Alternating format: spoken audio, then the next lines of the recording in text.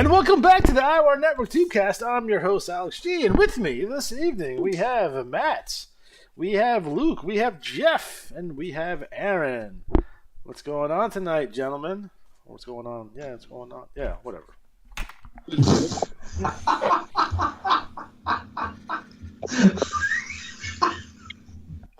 What was that thing?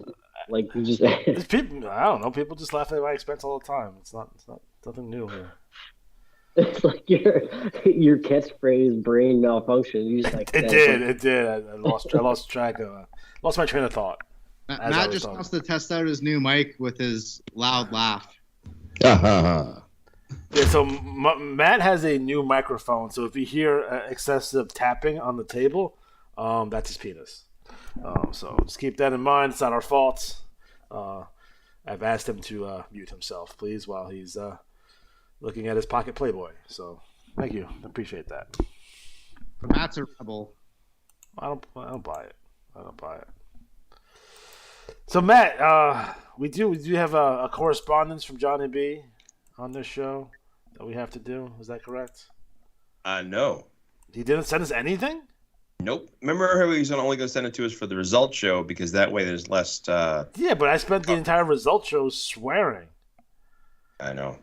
Hey, he doesn't dig that. He doesn't. I'm surprised I didn't get a sternly worded letter in my email. So I dig that. So who's in the chat right now? Who's here? I'm not even seeing the chat board coming up right now, which is disappointing. Oh no. No. Let's see how many current viewers we have right now. It's probably 3. 4. We're not getting the Russian bots like we used to. Like and subscribe. Yeah, I know. Once Russia went down, we lost all our viewers. We're big in the former Soviet Union apparently. So that's a problem. There it is. Thanks. The board's up. That's good. I'm very excited. So guys, this will be what cycle is this? I don't know what's going on. Very unprofessional. Very unprofessional. Is it May? May. It is the May 2022 cycle in review. That rhymed. You planned that. No, I did not. The show is unscripted, I swear. It is unscripted. So I don't know if you guys saw the starting soon screen, but I tried to recreate the old ECW magazine. I think that magazine only ran for like maybe 7 or 8 issues. So I tried to recreate that just for fun, because I do things like that. It's weird, but that was hilarious. You're a fun guy. Just stuff amuses me. That's why I'm gonna kill you. Lost. I love that movie. I love Commando. It's a great film. Commando sticker. I'm a fan. It should have won the Academy Award in 1986. I wouldn't go that far, but it was. What better movie came out in 1986? Well, obviously, The Last Dragon, right? I don't think. But did Barry Gordy's The Last Dragon come out? Let's look at films from 1986 and see. Let's see. And we're off track. That's very important now. Let's see. Iron Eagle. Okay, that's a contender. Rad. Matt's favorite movie, Soul Man. Oh, Soul Man. C. Thomas Howell. Yeah, I heard you did the off-Broadway production of Soul Man. That's right. I was off-Broadway. The Wraith. That's another good film. I love that movie. Big Trouble in Little China. So, yeah, there's definitely some competition out there for Commando. I don't think Commando came out in 86, though. I don't even see it here. Where did Commando? You think they're going to try to reboot Soul Man? You think that's going to break? I mean, I would. Commando came out in 85, by the way. So I was incorrect. Ray Dong Chun. Yes. Saying. Who has beef with Spike Lee for reasons. Oh. It's a real thing. Yeah. It's a real thing. I don't know why I know that. It's really weird. Let's see what movies in 1985 came out that would compete with Commando for the crown of get the Oscar. Let's see. 84 was a great year, but 85 wasn't as good. But 84 was like Ghostbusters. And What year was Top Gun? Was Top Gun 86? 86. Or 87? 86. 86. Yeah. What are you guys' favorite 80s films? I have like 50 of them. So just one of the guys came out in 85, by the way. Vision's Quest, Goonies, Teen Wolf, Private Resorts, which I now want to see. It has Johnny Depp in it. He still has all his fingers in this film. That's good. Fletch. Fletch is one of my favorite movies. And Last Dragon came out in 85 as well. Ooh, Remo Williams. The Adventure Begins. Yeah, man. That's a good film. Jewel of the Nile, Young Sherlock Holmes, Pee-wee's Big Adventure, Return to Oz. Everyone watch Return to Oz? That movie's fucked up. I heard it's dark. Michael Jackson? Yeah. Reanimator. It has former. No, that's Franken. Is that Frankenhooker? What's the movie with the lady that was in fucking Clash of Champions 1 as one of the judges? Which year was RoboCop? 87 for sure.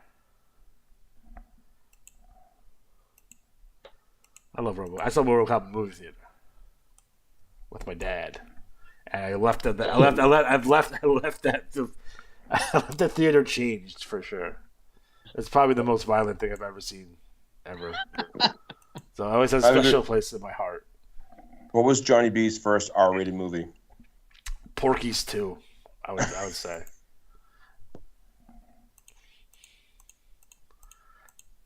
Aaron, is Porky's big in Canada because it's a Canadian film? I've actually never seen it. I've heard a lot about it. You've never seen the classic film Porky's and Porky's 2 and Porky's 3. I watched Naked Gun recently because I was looking for some inspiration for my next Revolution Extreme based TT. But I watched Red Dawn from the 80s recently as well. I think that was 84. That was a good one. Yeah. That was pretty good. Yeah, that's a good film. Someone in the chat says McFly, so we might have a back to. Didn't Back to the Future come out in 1985? I believe that it did. It did. Oh, 85 was Back to the Future, yeah. And Back to the Future 2 and 3 came out like late 88, early 89. Like they're almost back to back.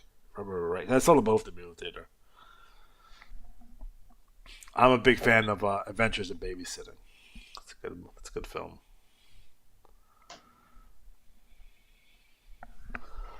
Okay. We took that way off track, but that's what we do here. Because I would also ask, was there any posters in the IW offices over the years? I'm sure there was. Like, what kind of decoration do they have there? Is it very bland, or is it like sort of like wrestling themed? First of all, we know that he has a poster of Tracy Lords right in the office, framed too. Framed poster of Tracy Lords. There you go. Right in the office. I feel like he's got the kitten hanging on a clothesline saying, "Hang in there." Yeah. When it's like Tuesday morning on Gold Tuesday, hang in there. Where's the results? Where's the results?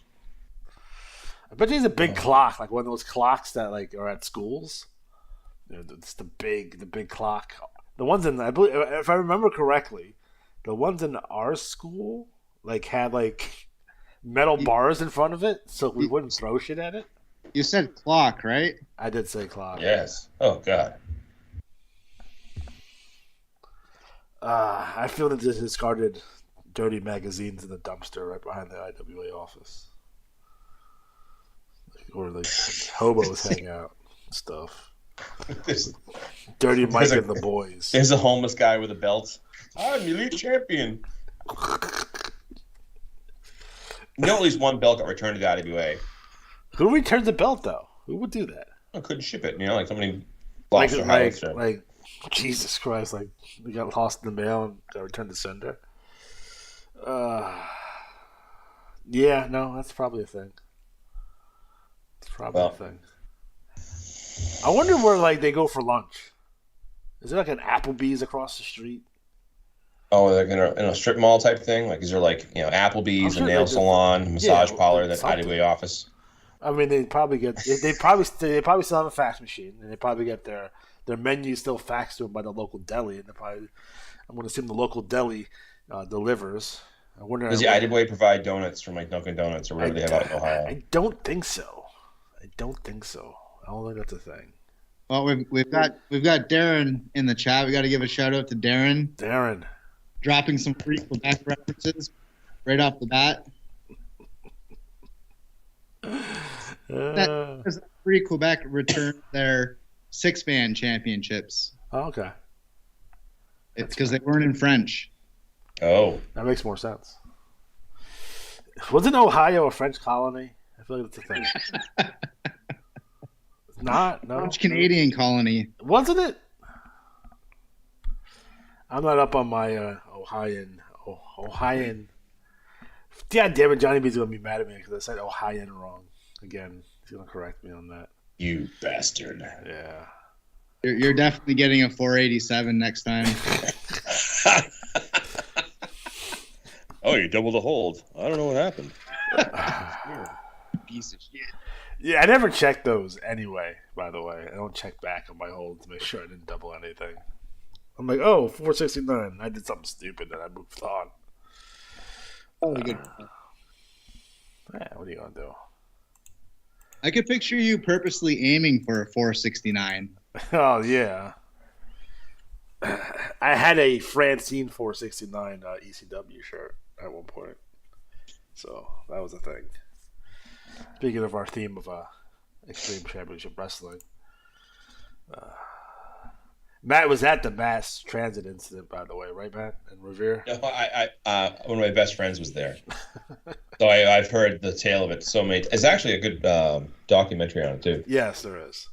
But yeah, that was my favorite thing is it's like one of those lines that your friends adopt as like a slang you say all the time. And it was New Jack screaming, "He's gonna die! He's gonna motherfucking die! And I don't care!" So whenever we would like order food, like, I don't care. Well, I don't care. Order what you want. I don't care. Oh, New Jack. R.I.P. New Jack. I once went to I went to 2 ECW shows, actually, if I remember correctly. One, it was an ECW show, but it really wasn't, though, because it was in Deer Park, New York. So it's like, everyone pictures like ECW like at the arena, which I'd never been to the arena, or at in Queens and the Lost Battalion Hall.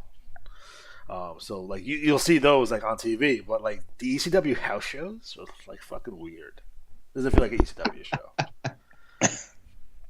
So that was fun. A buddy of mine went to ECW. I believe it was Freeport. They had one, which is not close to me, but it's it's fairly decent. That's the show where Bubba Ray Dudley spit on him in the parking lots.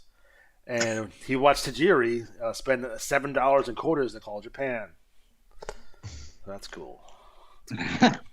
That should be a Dark Side of the Ring episode. Bubba Ray Dudley spitting on people. Unbelievable. For free? I mean, he paid the ticket to get in the building, so yeah, no. Got paid to be spit on. People spend good money on that, It's the thing. All right, so we probably should actually start the show. So, welcome to the IWAR Network. No, sorry.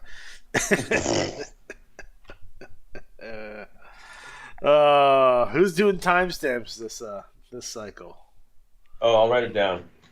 Well, I don't really know what the timestamps are anyways. Because are you going to record like from the very beginning, or do you record just from the start of the show? No, I know. You don't record any of the stuff that we say before we're live. Because, we would go to prison. You can probably skip over the first 10 minutes. At least, yes. I apologize to everyone in advance. There's important information we need to cover. All right, we'll start off with the NWL. So, gentlemen, take it away. You want to go first, Jeff? Why don't you go ahead and lead off? All right, I'll cover Hio de Teamster. So first off, we've got Hio de Teamster and his seemingly never-ending Penis. challenge, the Teamster Challenge. we're gonna be up to almost 60 free matches for the Teamster Challenge. 59.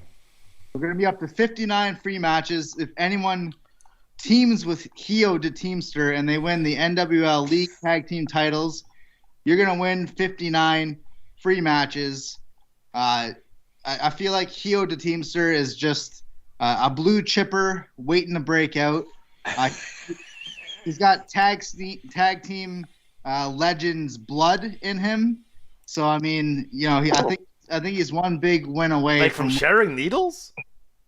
Yes. He's that too, but That was a big thing in my school. Do not share needles. Like that was the thing, and don't become a blood brother. That's how you get diseases. That was a real conversation that we had with someone in our auditorium when we had an assembly. Did you go to a Catholic school? Like, No, damn. I just went to a regular ass high school. How are kids supposed to have fun? Unprotected sex. But yeah, basically, Teamster, he's trying to put his son over, and I feel like it's only a matter of time before Hio de Teamster gets his big break. So we'll see what happens this coming cycle. Will Hio de Teamster finally live up to his father's legacy, win those NWL League Tag Team titles? Someone's going to be in for a whole pile of free matches sooner or later. So we're just going to have to see how that shakes down. He's talking smack against number 6 John Drake, but Teamster calls him number 2 John. So, I mean, I think that's a reference to human feces. And yeah, we'll see. Maybe someone will pick up those titles. It could be Skalgrim Redbeard. It could be one of the newcomers, Onryo Ryoto. So I feel like it's just a matter of time. And as we all know, Johnny B is actually the commissioner of the NWL. And maybe somebody can get into Johnny B's ear and talk about that big push that we all know that Hio de Teamster is highly deserving. Then up next, sorry, Jeff. I have a feeling good things are in his future, so we'll wait and see.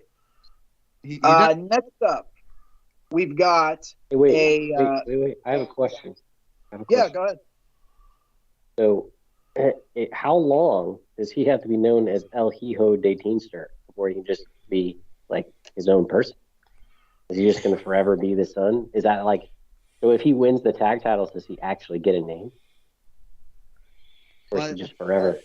I mean, it's been implied that Teamster is going to disown his son. Like he's constantly threatening to disown him. So if he did, maybe he would find a new dad like Luther Alexander or Neo Dragon. So then he would be El Hijo de Neo Dragon if Neo Dragon was to adopt him.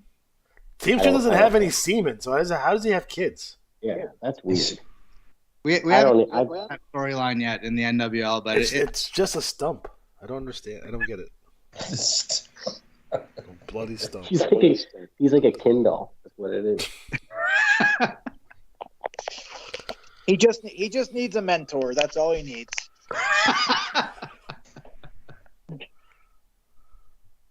So moving on, we have a debut TT from a new NWL entry, and the Talent Express just keeps rolling with the NWL. This is from Ryoto Onryo. I'm thinking I'm pronouncing that right. Ryoto Onryo.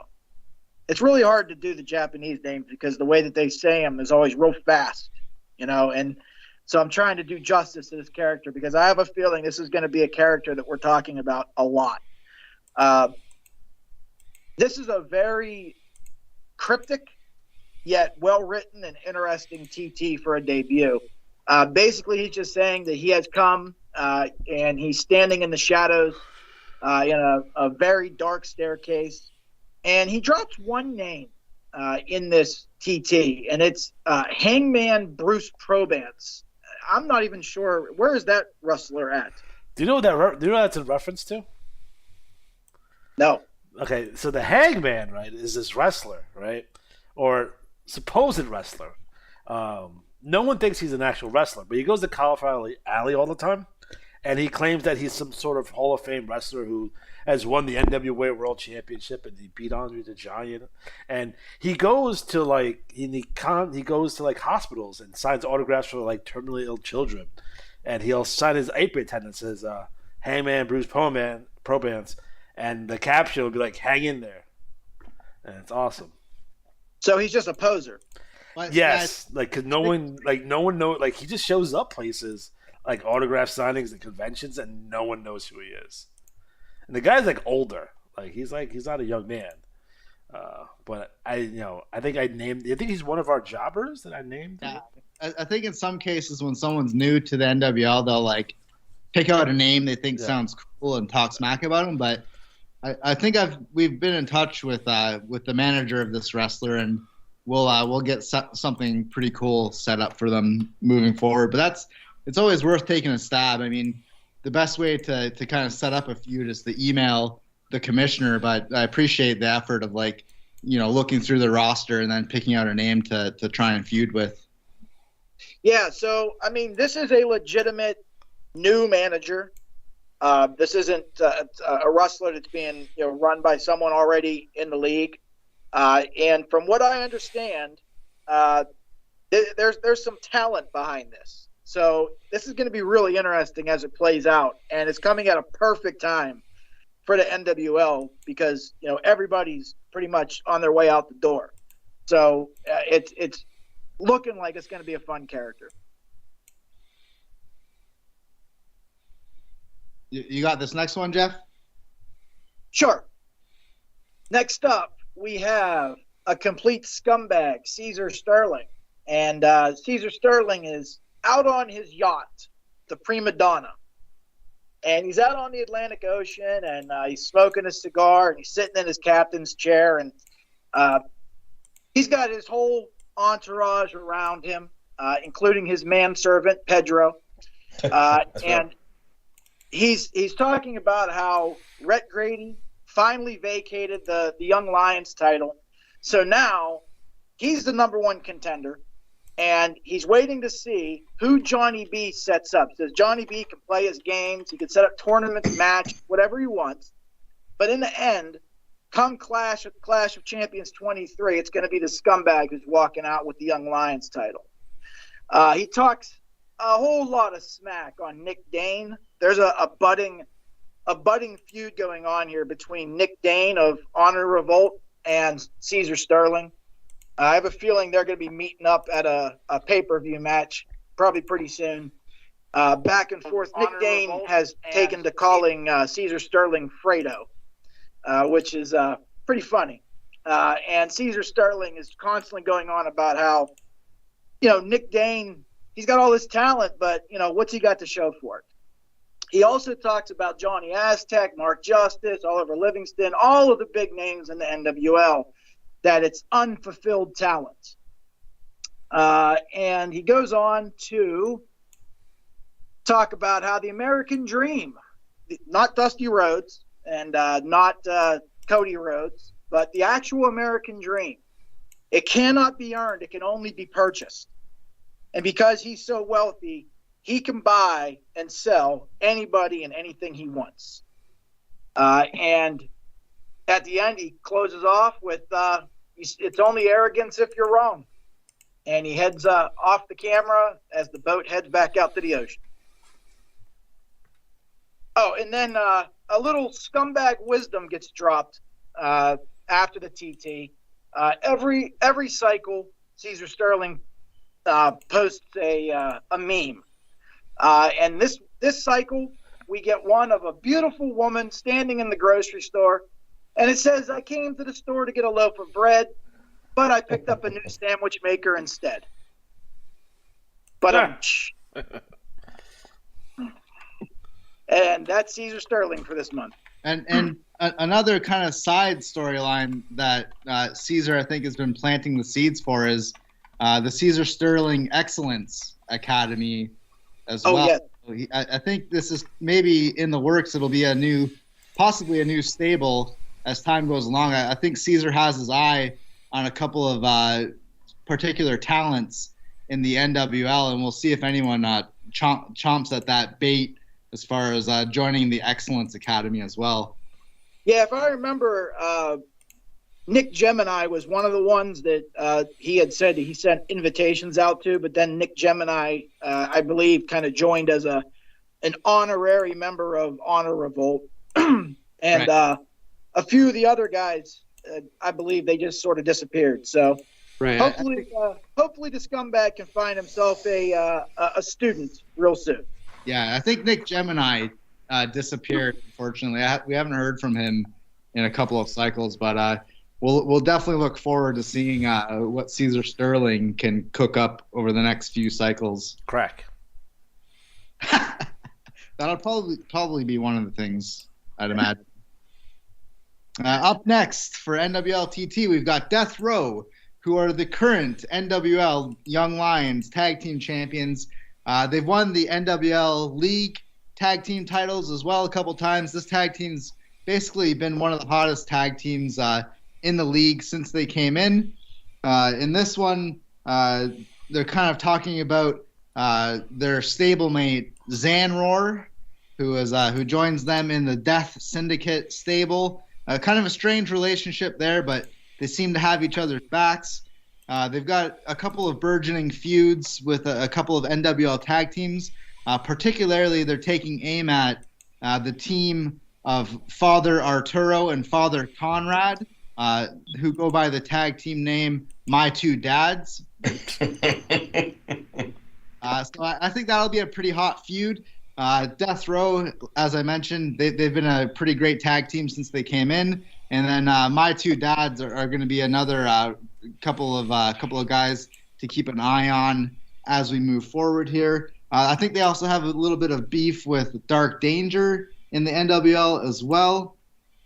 And then they're talking about coming across a mysterious USB stick as well. And I think it has something to do with Johnny Aztec, but they're kind of hinting that there's some important information on this USB stick.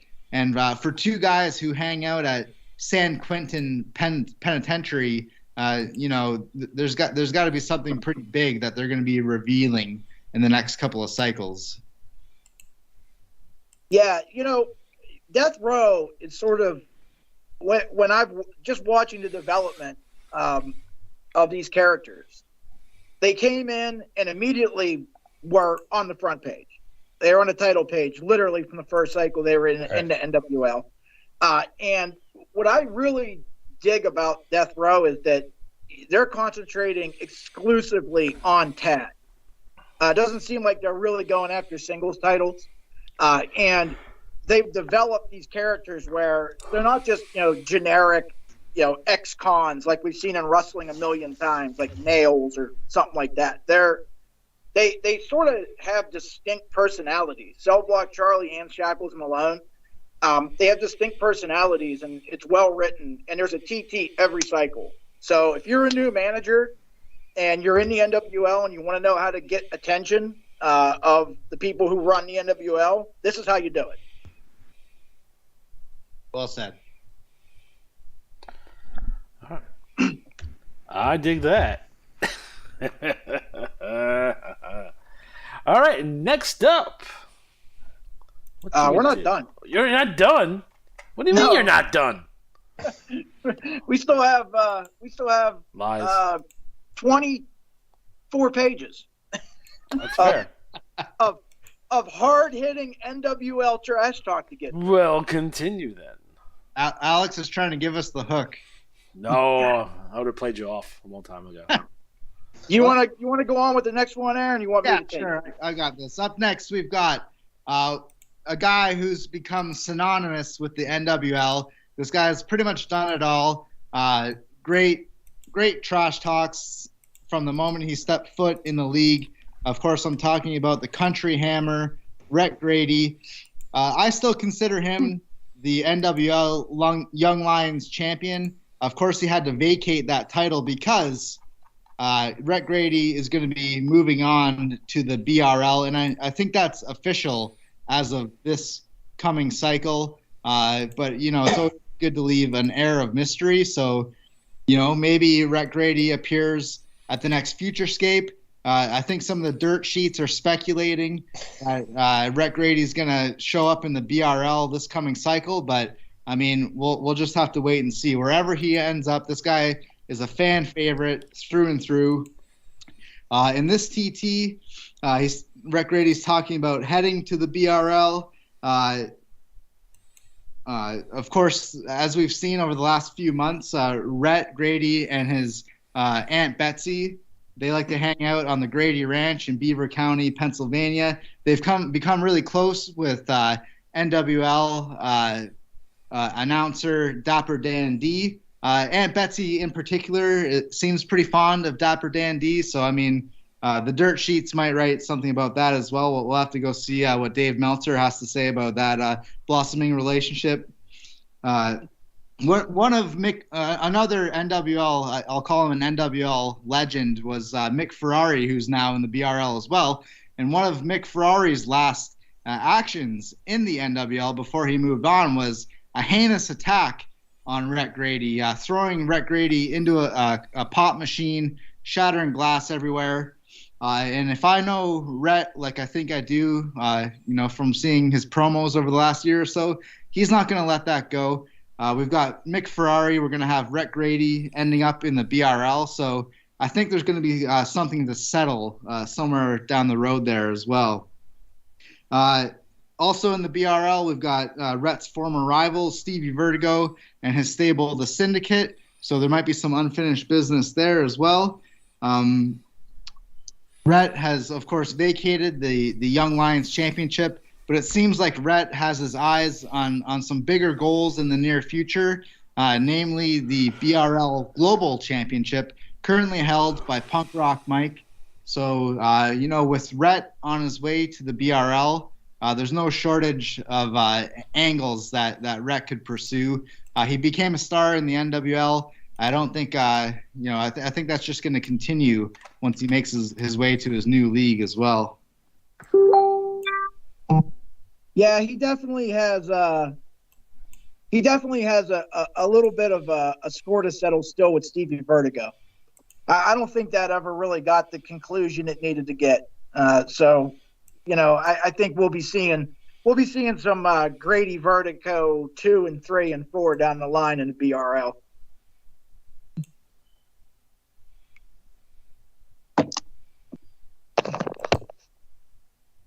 All right. So, want me to take this one, Jeff? Colonel Doom? Yeah. I'll take Colonel Doom. All right. Colonel Doom. I'm not exactly sure when Colonel Doom is leaving the NWL. Does anyone know? I think he's made his official transfer, but I mean, he might just keep TTing in the NWL indefinitely. Yeah, I want to tell you guys one of my favorite bits is the recurring every cycle goodbye trash talk from Colonel Doom. But I can tell you I did get an email from him and he is transferring. So no more goodbyes. I kind of miss when he was continuously for a while there. He was writing TTs about Mick Ferrari having sex with sheep, and I mean I'm kind of sad that he transitioned to the goodbye TTs. But I must say I'm enjoying those as well. I always wondered how those made it through the censors, but they were those TTs were always like 4.5 pages long, so I think they just didn't feel like reading through the whole thing. But in all honesty, if you go back and you look at Colonel Doom, the trash talk whenever like he first started, and the trash talk now. The evolution of that character, it's just really come so far, and I like how he's always going after somebody. Yeah. And Zanror is an up and comer. I mean, Zanror is he's got a chance to win the X1 championship coming up. He's winning belts. I mean, the guy's an up and comer, and Colonel Doom. I guess, he loses to Zanror. He's not real happy about it. And he's just getting angrier and angrier. And there's a woman named Nurse Tiffany, who apparently Colonel Doom doesn't like, because he decides to pick her up and give her a pile driver on the concrete floor. And that's basically it. Colonel Doom says he's going to destroy heads in the Rookie Rumble, and he just walked out of the room and apparently out of the NWL. So if that's the last we see of Colonel Doom in the NWL, he went out with a bang. That's for sure. He's of course made his presence known in the BRL already. He's going to be joining the Pain and Destruction stable in the BRL with Greg Garner and Rex Payne. So I think there's going to be some big things in the future of Colonel Doom coming up. And speaking of bright futures, we've got another up-and-comer in the NWL, Father Conrad, part of the My Two Dads tag team. These guys have also made it clear that they're going to be gunning for the Young Lions Tag Team Championships. But they're another up-and-coming team who seem to just be starting feuds wherever they can, including feuds with Dark Danger, possibly with Death Row, of course, and Zanror. And then there was a mysterious attack last cycle on Father Conrad's partner, Father Arturo, who was burned. Someone apparently burned Father Arturo. So Father Conrad's going to be looking for revenge for that heinous attack. Yeah, Father Conrad is kind of developing his own flair. He came a little bit after Father Arturo, and now they're together. And let's be honest, My Two Dads. We kind of made that up as a joke. As far as I don't even think we made it up. It was in a TT, and we just kind of ran with it on the Tubecast. But I like that it's kind of been accepted now that their tag team is called My Two Dads, because it's original, and there's definitely not another tag team called that. So it's pretty cool to see how that flowed. But they have an issue going on with Dark Danger, and Dark Danger in the next TT here. Dark Danger is I don't really understand the character yet. I'm kind of getting a feel for it. He's sort of a maniac, but at the same time, he's very calculating. He goes off the deep end, but at the same time, he's kind of always got his finger on the pulse, and his TTs are always just sharp right at the people that he's trying to get them to. And he comes right out, and of course, he talks about Father Conrad and Father Bartolo. He also talks about the Grady's. He definitely does not like the Grady's. And he's saying that even though they're going on to bigger pastures, he might show up on the Grady Ranch one day. And I said, but for now, My Two Dads, they're in the NWL, and he is targeting them. They're the ones that have the targets on their back.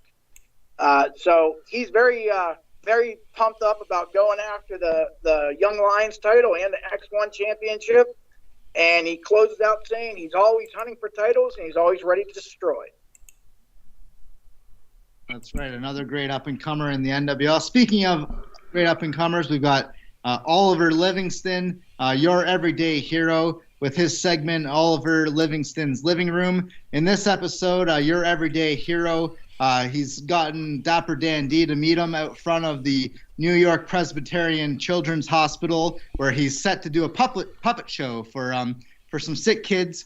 But as we've seen in previous promos by Oliver Livingston, whenever he's about to do a promo, he seems to have to rescue someone from some heinous deed. In this case, he's out front of the Children's Hospital, and some thug drives by on a BMX and tries to steal someone's loaf of bread. But in retaliation, Oliver Livingston quickly gives the thief a super kick to his jaw, knocking him off his bike and returning the loaf of bread, and then quickly turning around to continue his promo with Dapper Dan D, in which he says that he respects a complete scumbag, Caesar Sterling, for what he's achieved so far, but he definitely disagrees with Caesar Sterling's methods, which we'll see. Those are two kind of rising stars in the NWL, and we'll see if that comes to a head somewhere down the road. His quest for NWL gold is never ending, and he wants someone to book your everyday hero in the next big pay-per-view match. He says to Dapper Dan D, now he's got a puppet show to get to, so he's going to catch us next cycle. Just a stand-up guy. I mean, I personally, I don't really ever trust guys who are this good, There's always some sort of underlying deceit, I think, going on. But, I mean, you can't really argue with a guy who's just always doing good and is doing a puppet show at a children's hospital. So we'll look forward to more TTs from your everyday hero, Oliver Livingston. Yeah, interesting character, but I do agree with you on that. He seems like he's a little bit too good of a guy, and usually that doesn't play out well.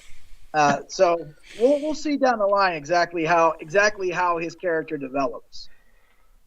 Next up, we have a 5-act TT from Death Syndicate. So from Shackles Malone, Cell Block Charlie, and Zanror. And in this TT, they just carve a path of destruction. It's almost a risky business-esque TT, I think. Yeah. It's just literally a path of destruction across the NWL. First off, you've got Dapper Dandy and Hugh Jass, who are just commentating on an event. That Syndicate comes out, Zanror comes out, and all of a sudden on the screen, Nick Gemini. And he's just laid out in a pool of blood, and Dapper Dandy's flipping out, asking where's security. Hugh Jass is crying, saying, I hope Johnny B's seeing this. Death Syndicate's getting out of hand. Zanror says it's only beginning tonight. The NWL has been warned. So moving on. Fabulous Harry Hurt is in his limo at the arena. He's drinking beer. He's waving to fans. All of a sudden, a dump truck plows into the side of him. And Harry Hurt, the door breaks off, the window busts open, and Harry Hurt's just crushed inside this limousine. Zanror jumps out of the dump truck and says, 2 down. Head back inside. My 2 dads. They're backstage. Security guard comes up to them, and soon they realize it's not a security guard. It's actually Cell Block Charlie, and he has tasers, one in each hand, and he tases both of the fathers, Arturo and Conrad, and drags them down the hallway, throws them in a semi-truck, and takes them out to the trash. Out of the shadow comes Dark Danger. Dark Danger comes out, who apparently is now aligned with Death Syndicate. I mean, that's news to me. And he's beating up Father Arturo. And Father Arturo and Father Conrad are just not in good shape at the end of this one. Next up, they head back down the hallway, Colonel Doom, and they go after him. And Zanror beats Colonel Doom with a steel chair and tells him, we'll be facing each other in a hardcore match, and you're not welcome to be there. And that's not it. They keep going. They go after a member of the industry, Dave the Decision Wazalewski, and he gets a steel chair treatment too. Zanror, boom, boom, boom, steel chair hit after head on Dave's head, rings out across the parking lot. And then finally, apparently the event's still going on somehow. And they go back in for the main event, and it's Roe Grady versus Lachlan Kincaid. And they're going back and forth in the ring. And all of a sudden, Lachlan Kincaid turns around, and Zanror's there. Zanror's all over the place. And he blew some kind of powder into Lachlan Kincaid's eyes, picks up the steel stairs, and starts slamming the steel stairs into his head. Hugh Jass is about to faint. He's flipping out. Roe Grady turns around, sees Lachlan Kincaid, he pins him, The ref turns around. Roe Grady wins the match, apparently. And Death Row comes down to the ring and celebrates. So basically, they just celebrated destroying the entire NWL locker room. A lot of people are going to be after Death Syndicate. That's right. Some burgeoning feuds there. I'm particularly excited about Death Syndicate versus My Two Dads. Zanror, he had something going on with Colonel Doom, but I think there's going to be a few more options for Zanror moving forward, possibly feuding with Harry Hurt if he's okay. I mean, it sounds like they pretty much had to pour Harry Hurt out of that limousine. So if Harry Hurt's ready to go, and I think he will be, then we've got some big feuds coming up for Zanror and possibly the rest of Death Syndicate as well. Harry Hurt's our current X1 champion, isn't he? That's right. He's the current X1 champion. Zanror is the #1 contender for the X1 title, but Zanror is also in the current Willowick Classic tournament, and he's in the Final Four. So if Zanror ends up getting the number 2 contendership to the Young Lions title, there might be a decision to made there. And I don't mean Dave the decision. I mean a decision about which title he's going to go for, if you catch my drift. Yeah, absolutely. Up next, we've got Father Arturo Bartolo. He says that he can't do his usual confessional corner this month because he was burned in a mysterious sneak attack. So I wish all the best to Father Arturo. He's an up-and-comer in the NWL, possible future champion in the league. He's already won a couple of league titles as well. So we wish Father Arturo all the best. He does say in his letter that he's going to apologize to Oliver Livingston. He didn't want to bring him into this feud, and he wishes all the best to Oliver Livingston. You know, Father Arturo wishes the best for all the good guys in the league, but for the bad guys, you know, he thinks they're on the wrong path. So he might have to deal with them in some form of violence.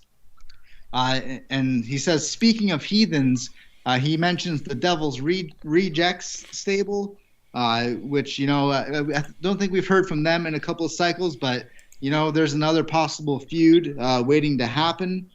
And then, of course, I just made a note to myself that Father Arturo and Father Conrad are going to be kind of a focal point in the NWL moving forward, possibly throughout 2022.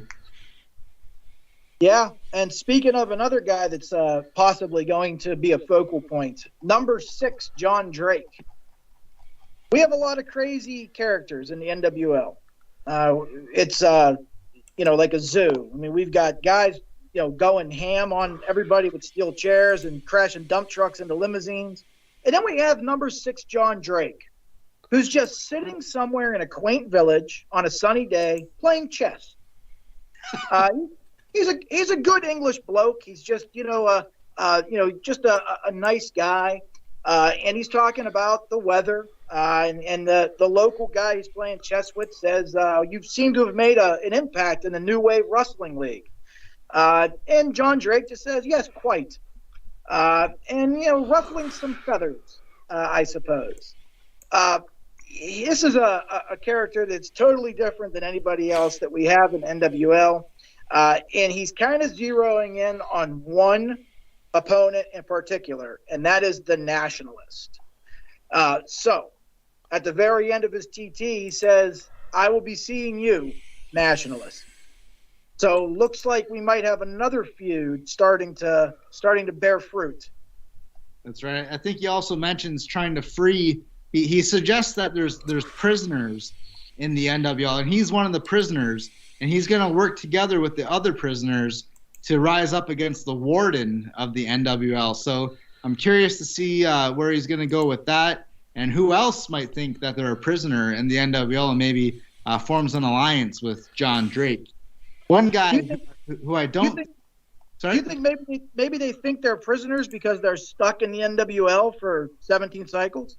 It could be. I mean, or it also could be maybe they see Commissioner Johnny B as kind of like a stern authority figure in the NWL, maybe not giving opportunities to the right guys or to justified opportunities. So maybe we'll see John Drake elaborate on that in the next few cycles.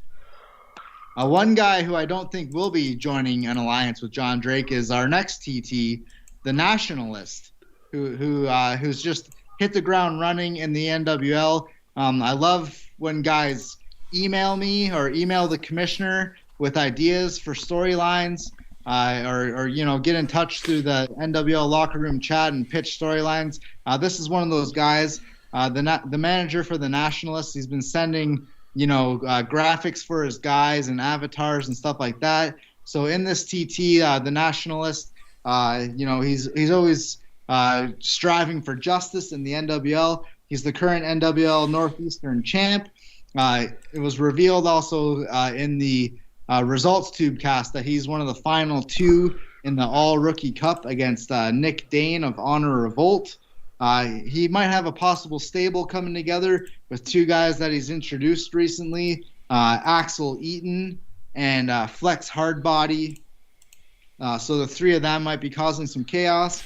Axel Eaton and Flex Hardbody, I think, are going to be going for the Young Lions tag team titles pretty soon. And, these 3, I think, are going to be another pretty big part of the NWL in 2022.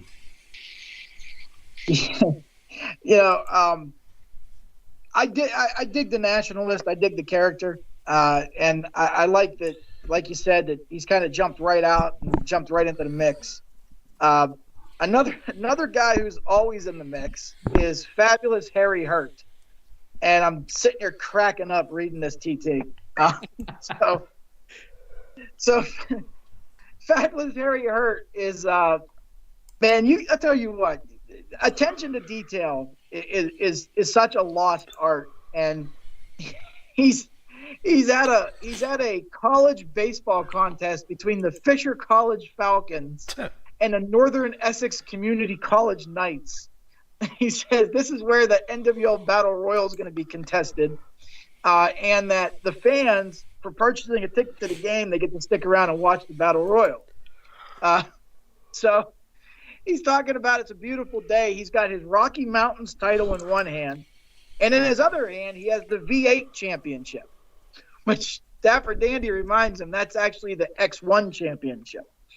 And that was a hard-fought match you had with Wolf Keenan, when Harry Hurt became the champion. He talks about his favorite punching bags, the Grady's, and Harry Hurt does have a pretty good record against both the Grady's. But that they're leaving. He says he saw Aunt Betsy kicking a can down the street, and he asked her what she was doing, and she said she was moving. Oh, boy. So he says, imagine if Roe Grady had won the F-16 championship. Dapper Dandy says, again, folks, that's the X1 championship. Says that the NWL hired Aunt Betsy to help push the ring out into the infield. Said that's good. She could use the exercise. Says that the Grady's won't let her leave the house wearing a blue shirt because people keep trying to put mail in her. He's Dapper Dandy's asking him, do you have anything else you want to add? And he says, I'm sorry, I'm inconveniencing you, Dan. Who's the new top contender to my AK-47 championship? The winner of the X1 contenders match was Zanror. So Zanror, of course, is going to be facing Harry Hurt coming up. That's a Clash 23 match, right? That's right. Yeah, Clash Champions 23 coming up. So he says, what is a Zanror? Is that one of those Pokemons? He says, someone out there drop a note onto my MySpace page and let me know if Zanror is a Pokemon. So apparently Harry Hurt's still on MySpace. Says that the BB-8 championship it's going to be his for a long time. Dapper Dandy again reminds him that's the X1 championship. It says, it's a running gag, Dan. Let it resolve naturally. Says, boy, you're like a black hole from which no humor can escape. Says, it's all in a day's work for the U2 champion. That was a great TT. That was truly a great TT. Yeah, from a guy I feel like we didn't hear from for a few cycles, and then the last bunch of cycles, he's just been busting out great TTs. He's got this certain character, like it's almost like he even mentions in one of his earlier TTs that he's like a 42-year-old kind of fatherly type of guy. He's kind of surly. He kind of wants to be there, but not really. But yeah, I mean, in a short time, he's kind of like really grown his character and kind of made a name for himself in the NWL. You know, and every time I read one of his TTs, I picture Mickey Rooney doing it. Oh, big. Oh man, hey, kudos, Harry Hurt. Seriously, that right there. That's my TT of the cycle right there. Yeah. Then up next, we've got Angelina Blanco, the current NWL Lioness champion. She's kind of got a feud going on with Sinister Moon. And then we also have Erica Phobia in the mix as well. So the NWL women's division has kind of cooled off a little bit, but we're going to see if we can keep that rolling. I mean, Angelina Blanco is a great Lioness champion at the moment, and we will say that she did have some pretty big shoes to fill with Area Gunpowder, Big Money Bonnie Banks, and Veruca Salt. I mean, that was a star-studded cast that we had in the NWL before, but I do think Angelina Blanco is doing a great job filling those boots so far. We'll see where that feud with Sinister Moon goes. And then, of course, that Clash of Champions 23, we're going to have a Lioness title match. I have a feeling it's going to be either Sinister Moon or Erica Phobia gunning for the Lioness title at Clash 23 in a couple of cycles, but I will just have to see how that one shakes down. Tell you what, you want to put asses in seats. I got one sentence for you. New Lioness Championship #1 contender, El Hijo de Teamster. It's gold, Jerry, gold. Love it. Oh, so finally, we have one of the beautifully crafted and very visually vibrant TTs from Honor Revolt. And Honor Revolt is broken down. Each of the three members gets to have their say. Starts out with Nick Dane. He gives a little shout out to Roe Grady about their league title match. Says that it was a good match. You're a hell of a competitor. He talks about Caesar Sterling. He calls him Fredo Sterling. No one cares what your ancestors did except for maybe Johnny Aztec, since he's infatuated with his ancestors' supposed conquests. And like I said earlier on the Sterling TT, this is another one here. Nick Dane and Caesar Sterling seem to be zeroing in head-to-head. That's a match we got to see coming up. We've got Lionheart Lachlan Kincaid. He's talking about Death Row. He's talking about Johnny Aztec. And all three of these guys are in tag team title matches and singles matches. And Wolf Keenan talking about how they've defended their six-man titles 3 cycles in a row. They've beat back every challenge. Devil Rejects now have the league 6-man titles, and Honor Revolt says they belong to them. They're coming back for him. He congratulates Harry Hurt on winning the X1 title off of him at Clash. And then he talks about Death Syndicate and how their days are numbered. So Honor Revolt continues to be probably the main event faction, so to speak, in NWL. That's right. And another main event faction. I mean, I think H&R is probably the main event face faction at the moment. One of the top heel factions throughout 2021 and into 2022 has been the Industry, led by Rod Camino. I think he's up to 2 or 3 times as NWL League champion. Rod Camino, along with Waz and Dave Wazlewski, of course, are going to be heading off to the IWL pretty soon. Rod Camino does his Hot Tub Hot Takes segment every cycle. Starts off with the song Smooth Operator. In the hot tub is Rod Camino. The IWL's Riley Reynolds, which I don't know if Don King has allowed this to happen. I mean, I think Don King has a pretty tight grip on his talent, but it seems like Riley Reynolds has snuck off to do these hot tub hot take segments every once in a while. So you don't want to get under the skin of Don King. No, because he's going to put you down to the opening card level pretty quick, right? Or even to the dark matches. I think he might just kidnap you.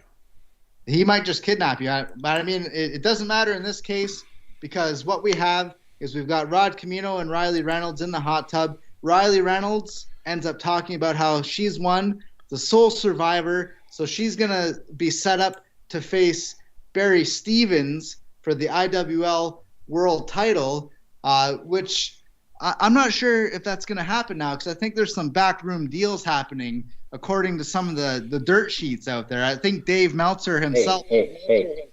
Don't step on my shit. Dave, hey, it's not me. It's Dave Meltzer. He's just hinting at something going on here. But anyways, Riley Reynolds, she's going to be moving on to the BWL. So we're going to have to figure out what happens there. And as they continue on in the hot tub hot take segment, the industry has just been causing chaos across the whole IWA. I mean, Rod Camino is going to be heading to the IWL pretty soon, which, there's lots of adversaries for Rod Camino and the rest of the industry. Dave the Decision Wasilewski, of course, is the current league champion in the NWL. So these guys have all kinds of potential. They've been one of the top factions in the NWL. I wouldn't be surprised if they, are under consideration at the end of the year for a lot of the end of year awards, considering all the titles that they've racked up in the NWL. Another team, along with the Grady's, who we're going to be sad to see them go because they've made such an impact in the NWL. Luckily enough, we've got a nice influx of talent happening in the NWL at the moment. But before the industry moves on, Rod Camino makes it clear that he's going to try and grab a couple of more NWL titles on his way out the door over the next couple of cycles. Of course, we wish the industry all the best. And of course, another team that's leaving us is the Grady family. And we end our TTs this segment with sort of a farewell letter from the Country Hammer, Rhett Grady. Moving on to the BRL, this last graphic that Rhett provides us with, it says, "Fate whispers to the warrior, you cannot withstand the storm. The warrior whispers back, I am the storm. Thank you, NWL, your boy, Rhett." And I think that graphic just encapsulates, the kind of character that Rhett Grady is. He's always fought for truth and justice in the NWL. He vanquished Stevie Vertigo, one of the top heels in the NWL, for the Young Lions Championship. And, I wish nothing but the best for Rhett Grady moving forward in the BRL. Yeah, I read that last page, and then I kind of wish "A Wind Beneath My Wings" was playing, in the background. I think it fits. I think it fits perfectly. All the images of Brett and everything. Or Free Quebec will like this one, "My Heart Will Go On" by Celine Dion. There you go. I think would be an appropriate tune as well. And hey, you know what? After an hour, that's the NWL. Are we done? Do you dig that? Good night, everybody. Nah, it's good. That was awesome. Good show. This has been show 1 of 5. Fantastic. I, in fact, did that. It's true. It's true. All right, next up, Black Widow League. So, Matt, what's going down in the Black Widow League? All right. Well, this was the debut cycle. Oh. So this was where Pop a that lot of cherry. Yep. So a lot of introductory type promos. There's also a section in the report that kind of outlines the rough bios of each wrestler. There's this report has two kind of portions to it. There's the portion that's sort of like the slick style type thing, if you will, and then there's the substance of the stats. Now, the stats are going to take a few months to really build up, but you get a nice look in the report of what's going to be coming soon. So stay tuned. There's a little section too as far as the cast of characters, like Suplex is the commissioner, Ava, Von Snop, and Sasha are the commentators. You have Mark Kayfabe as a backstage interviews. And, of course, our referees, Slow Count Sam, Willie Pinham, and Fast Count Frank. So there's little reasons. Those will come into play later on down the road. So lots going on. And we kind of set the stage with what the kind of league is going to be like as far as atmosphere. So the traditional, I don't say traditional, but like the tacky, bras and panties type scene is not going to be part of this. This is more like, hard fighting. And what's nice is we have a real variety of characters in the league. And you'll notice one thing important too, that Peggy Banks will be rolling out money. So there'll be certain ways to earn money in the BWL. And we want you to think about that as far as like, the matches, because we're all in the same boat. We have 6 matches each. So you can only go so far. So it's important who you challenge. Someone asked, you can have tag and 6-man matches. There's just no championships for them. So if you wanted to sign a 6-man match, you can do that. We may or may not introduce tag belts for like commissioners titles down the line. That'll be dependent on the players.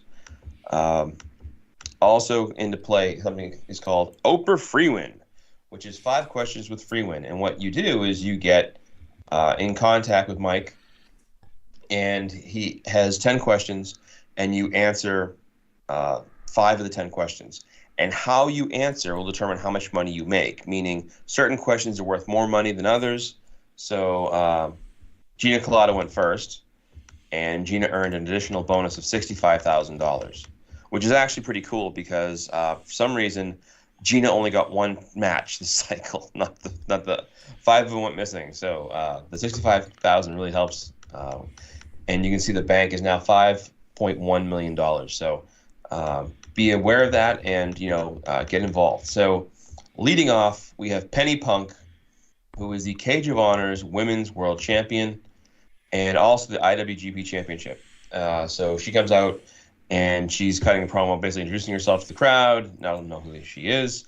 And kind of talking about feels there's some backstage politics here in the BWL. It's true. I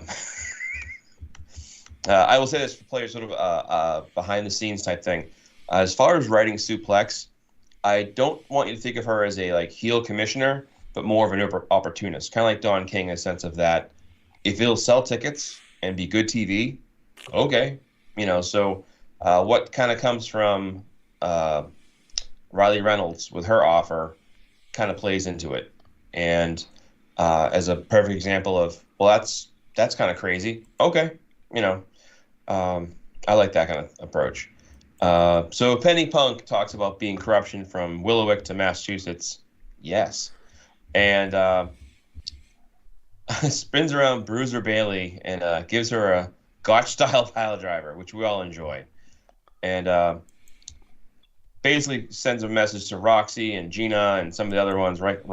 That the thoughts are going to go on her hit list. So next up, we got Betty Van You. Betty Van You, get it? Anyone? No? All right.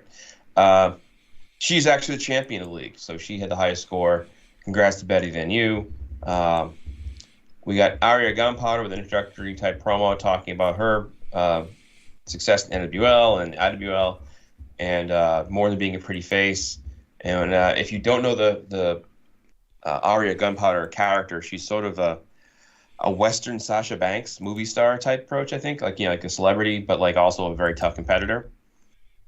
We had some BRL TT sneak in. I won't review that. Then we get a promo from, I'm going to say this wrong, Zuckaroo Zebop.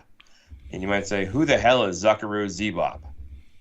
She'll be your Zuckleberry. So formerly known as Effie O'Shaughnessy, she comes out and kind of rebrands herself. Although, people might not understand, but it's because the BRL owns the rights to the name Effie O'Shaughnessy. So it's kind of like a play on those things where, somebody goes from one league to another and they have to change their name. Which I always feel what's his name? Seth Rollins spent years building Tyler Black as a brand. And I've always figured if he ever left the WWE, not that I think he would, but if he did, we'd see Tyler Black again. Kind of like Daniel Bryanson. Rain Grady steps in, and she is the female representative of the Grady family. So a lot of history there for the Grady name. And Jeff, do you want to mention Rain's plans? Yeah, so Rain is actually she's like the half sister of Rhett and Rowe. She's been training for a while. She was originally going to make her debut in the NWL, but obviously this opportunity came along, so she jumped on it. She is more. The Gradys are kind of like ground and pound wrestlers. She's more of a technical wrestler, a submission specialist. And as I scroll through here to try to get the TT, because I forget what I wrote. She trains with Rowe, and they're training on the ranch. And Aunt Betsy's there, and she's Aunt Betsy's favorite. And Aunt Betsy's kind of been holding her back. She wanted to debut a few months ago, but Aunt Betsy kept telling her she wasn't ready, kept sending her out to beat the streets and the indies. And now finally she's come in, and she has a finisher. Her finishing move is it's a modified Peruvian necktie submission. It's called the Reaper's Kiss. And she also uses the pig splitter, and occasionally Rose Memento Mori, which is kind of like a running pile driver. But she's ready to roll, and she took a title in her first cycle. So moving on, we'll see how she does. Here it is. All right. Well, I'm looking forward to see Rain go berserk. Next up, we have Rachel Van Dorn, who is the daughter of IWA legend Jaeger. Take it easy there, Matt. Jaeger Van Dorn. So there it is. I'll probably get it right. I'll pull the Alex. Jaeger Van Dorn. I can't read.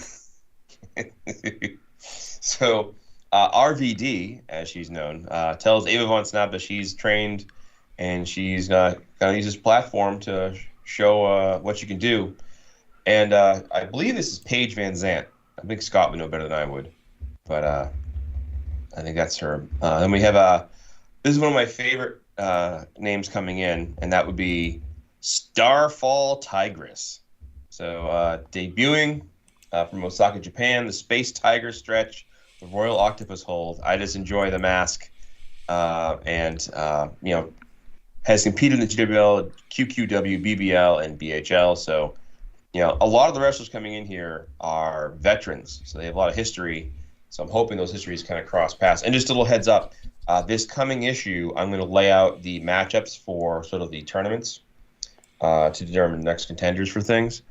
And Mike is working on the strategy-based championship, so that'll be coming up more soon.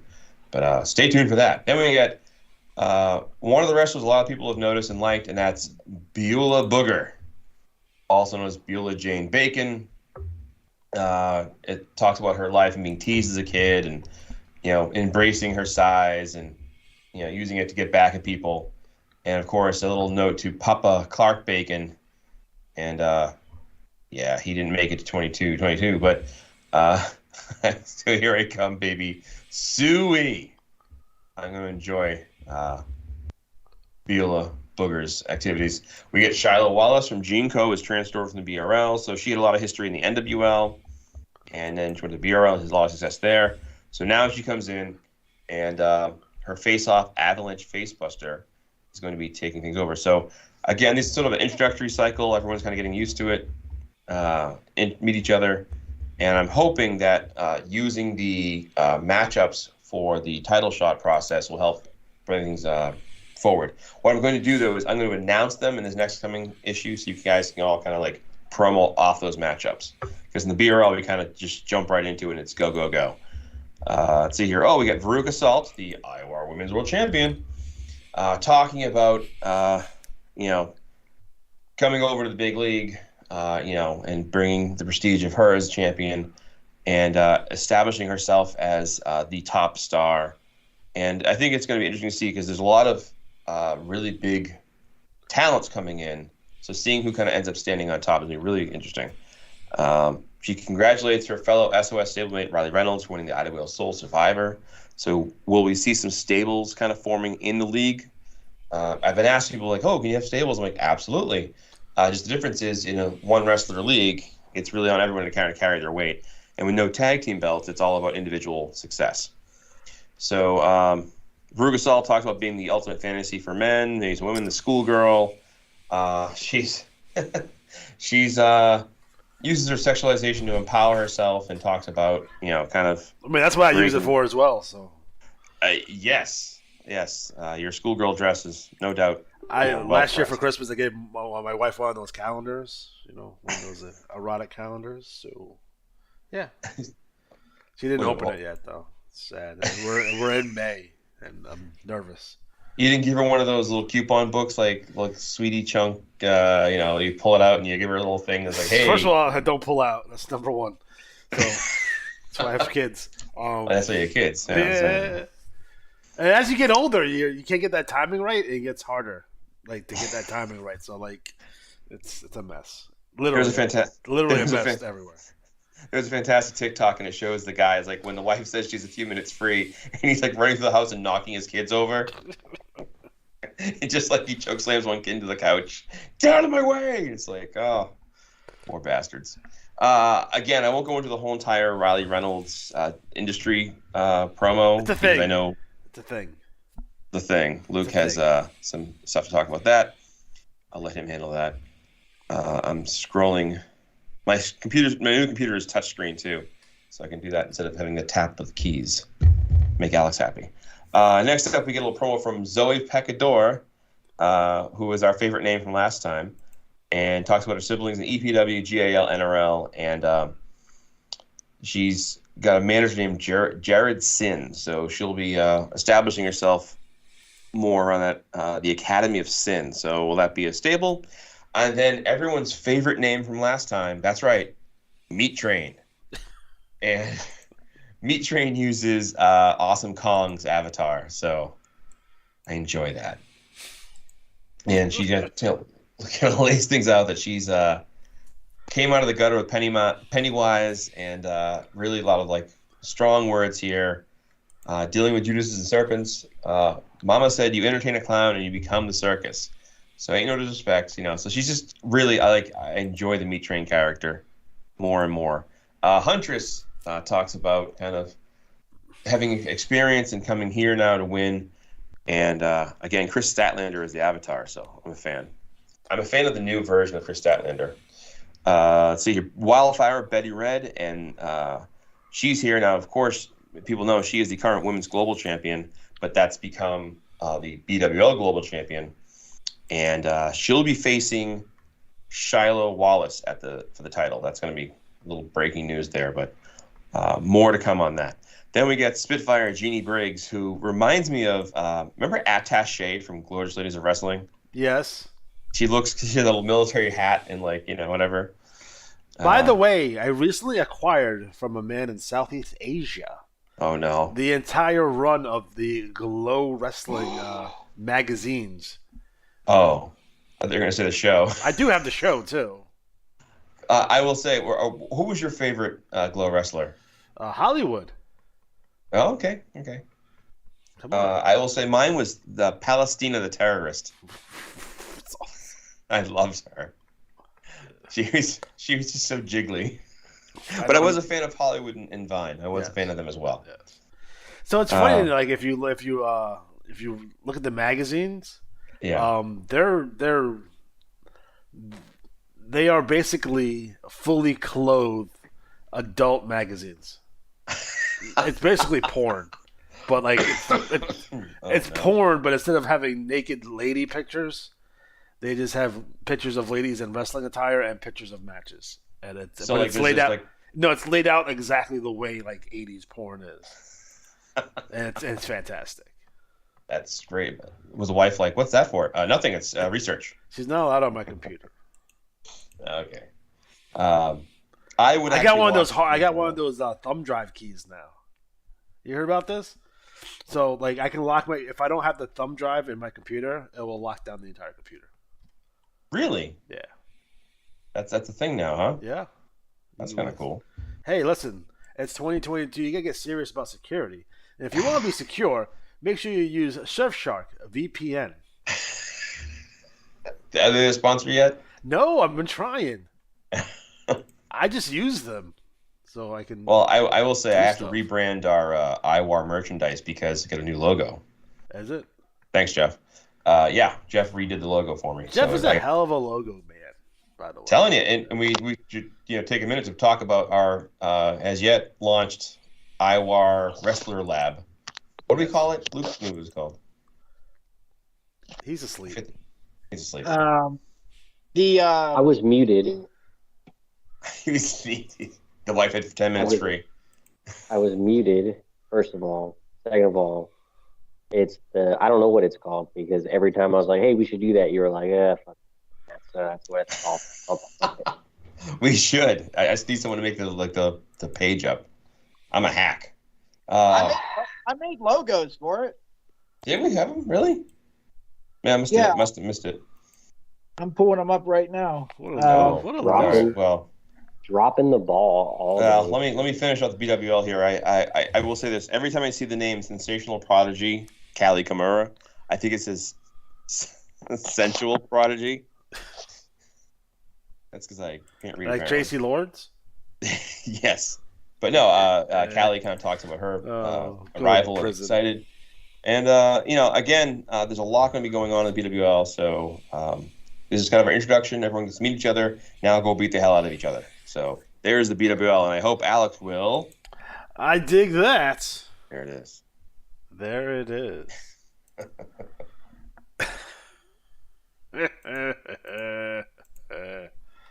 All right, next up, Independent Wrestling League, number 156. So, Luke, what's going down in the IWL? Not a whole lot. Not a whole lot. Just it's 97 pages, and then I don't know. The bulletins will be all jacked up. It's my fault, apparently. The paper copy, if you get a specific paper copy, probably it's gonna look funky. Just issues with the PDF, which I had to rebuild the entire report now from scratch again. And I did it, so it's already done. But I use a template, so behind the scenes, guys, in the effort to do these reports as quickly as possible, to spend as little time as humanly possible on doing these. Still takes me time though. I basically just it's a template, so I just take whatever image or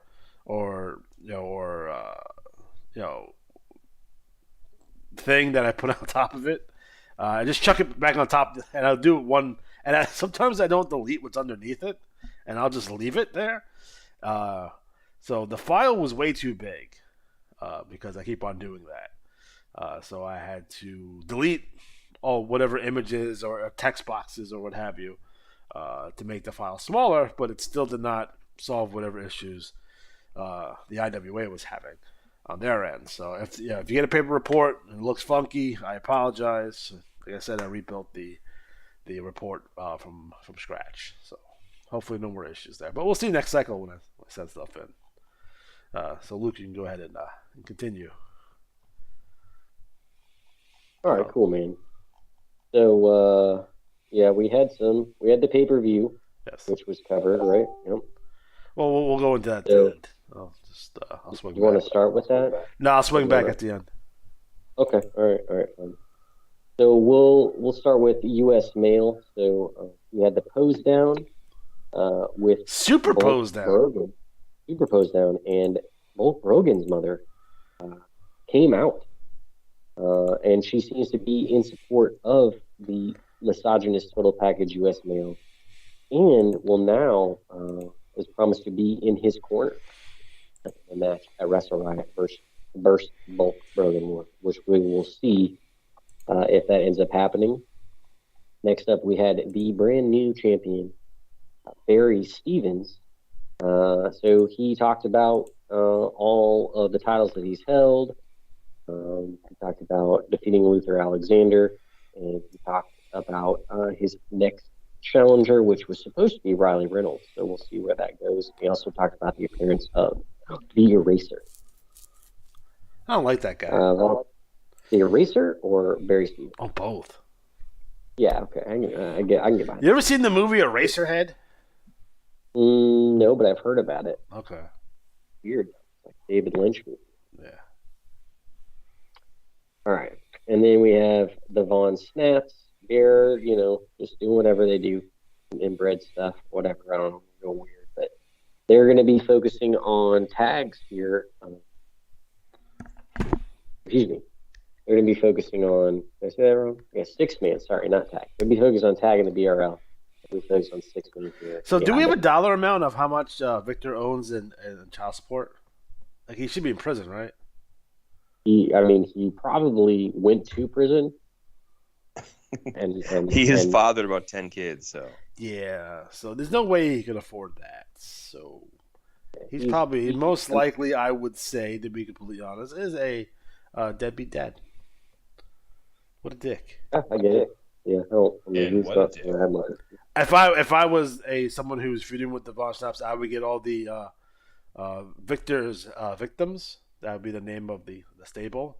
All the mothers to come back and to haunt him and terrorize him for a while. So that'd be hilarious. A class action lawsuit right there. Yeah, you get Clarence Cochran on that. Yeah. All right, so we had California Gunslinger and Shotgun Kid. They've been quiet, but they decided to speak up about what they're doing. They had some good wins, but they didn't take any championships. They're going to be a force, I think, in both singles and tag wrestling. Next, we had Chameleon, who went back up to his old ways, and he attacked the IWA champion, Bill Bonecutter, with a pet cock. I love this. Yeah. So, he rode up on a motorcycle, said it was delivery, and hit him in the head with a pet cock. Now, is a bone cutter an actual occupation? I thought it was a type of saw. Is it? Jeff, you would know. Is this type of saw? He's sleeping. What's that? Do you know what a bone cutter is? Yeah, it's a saw for like when they back in the Civil War when guy would get shot in the leg on the battlefield, and they bring him into the tent and they use a bone cutter to saw his leg off. That's fair. I told you. No shit, that's what it was. I mean, it's. I was gonna make a Lorena Bobbitt reference, but I guess I'll move on from that. Yeah, I mean, let's put it this way: you did not want to get shot in the leg during the Civil War. Better off just taking it in the head and getting it over with. I still don't want to get shot in the leg. You have a peg leg, right? They go straight peg leg on that, all right? That was the Pirates, not the Civil War. Well, I'm assuming they had peg legs. What did they have it as a prosthesis? A crutch?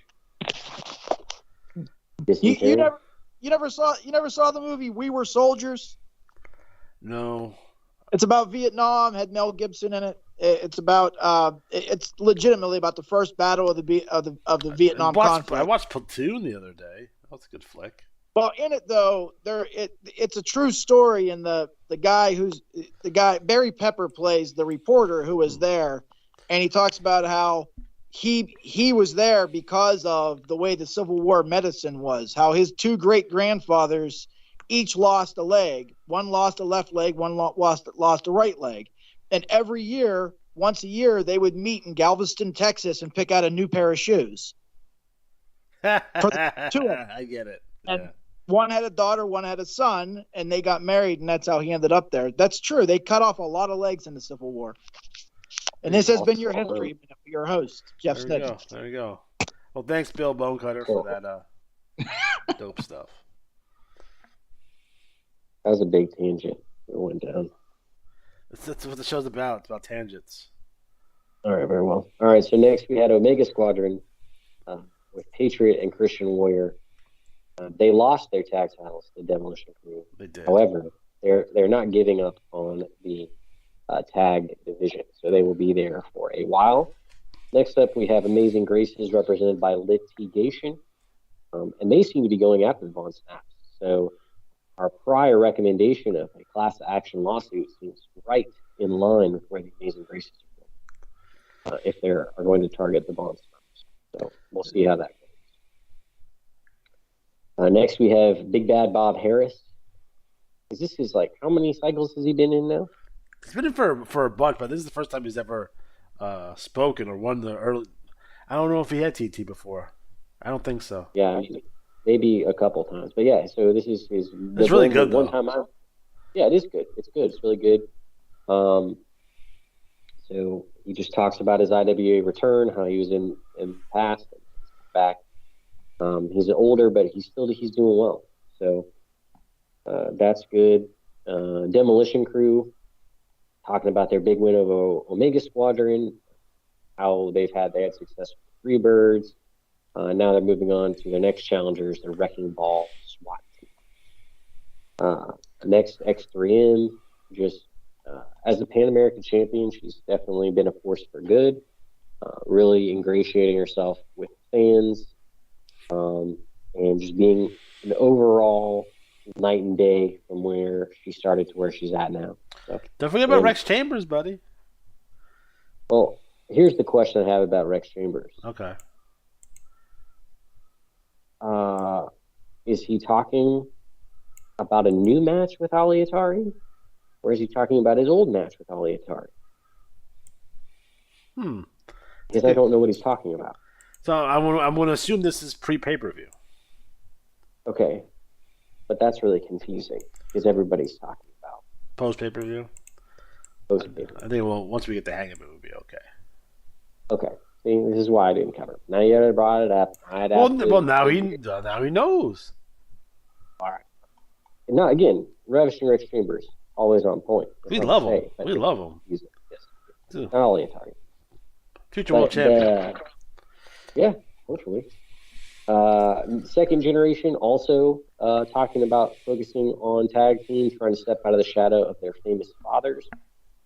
So we have quite a few teams stepping into the tag. So it's getting with Prix Quebec, which is going to leave here in the draft. They're obviously going to force some trios and tags. So it's going to be a lot of people. I want to draft the number one. Second gen, by the way, are currently leading the 4-pack challenge. There you go. Next up, we had Lone Star Red Deck. We got just destroyed by Revolution Extreme. That's no good. You missed Atticus Black. I did. I'm going there. Oh, okay. First of all, Atticus, do not use that font again, bro. Like, it's a cool looking font, but it does not translate well to PDF. Like all you gotta do is zoom in. You'd be fine. I did zoom in, but I'm just saying, from aesthetically, it doesn't, like, his stuff's all good, but it's like difficult. And then, like, Matt said that the pot calling the kettle black. Mine's CP, it's not that hard to read. His is more a script. Mine's more. You know what? Matt can barely read anyway. So you know what? I think I read the term "fart in the wind," so I mean. Oh, that's fair. That's fair. I could read that. Okay, that's all that matters. Doesn't seem like something Atticus would say though. So he's going after Ricky Spanish. He calls him Ricardo Espanol. That's so disrespectful, by the way. Is it? Very upset. Very upset. He's talking about bringing in Carver and is that Matted? Junkin Matted? He's a Junic beatnik? Matted? Junic. Mateo. It says Mateo. So he's Junic Mateo. Yeah, Unic Mateo. That's an O. That's clearly not a D. I feel like he's writing me a personal love letter with this font. Yeah, again, we're just giving him shit about it. But I will say this: it does take a while to find that font that looks good. All like in the report. TT's on point. It's on fire. TT is on point, 100%. Yeah. But basically, he's going after Espanol, talking about he's going to bring in Carver and Mateo. But little does he know, someone else is targeting him as well. Yeah. And that would be Ulysses Deadeye. So apparently, while Atticus Black is giving this promo, he's interrupted by Ulysses Deadeye, who comes out and he headbutts him in the face. They just start fighting. So Ulysses mentions that he did it for Jefferson. I don't know who Jefferson is. I don't know what he's referring to. Something about the Tubecast. And he says Atticus. So, I don't know. What does the Tubecast mean? I don't understand that ending, but the rest of the part I understand. Nice to get that. And it perfect segue. I think he's requesting to be covered on the Tubecast. Is how I read it. Oh, okay. Well, but like, you know what's cool about this sneak attack? It's not really a sneak attack. I like the fact that it's face to face and he had buns up in the face. Like, because we get the same old sneak attack like all the time. Like, so and so's in the ring wrestling so and so, and guy comes in with a baseball bat or a steel chair and whacks the other dude, and then that's it. That's the sneak attack. So I like different variations on sneak attacks. Like this is definitely something that, like, hey, do this. This is much better than the same old sneak attacks that a lot of people will whip out every once in a while.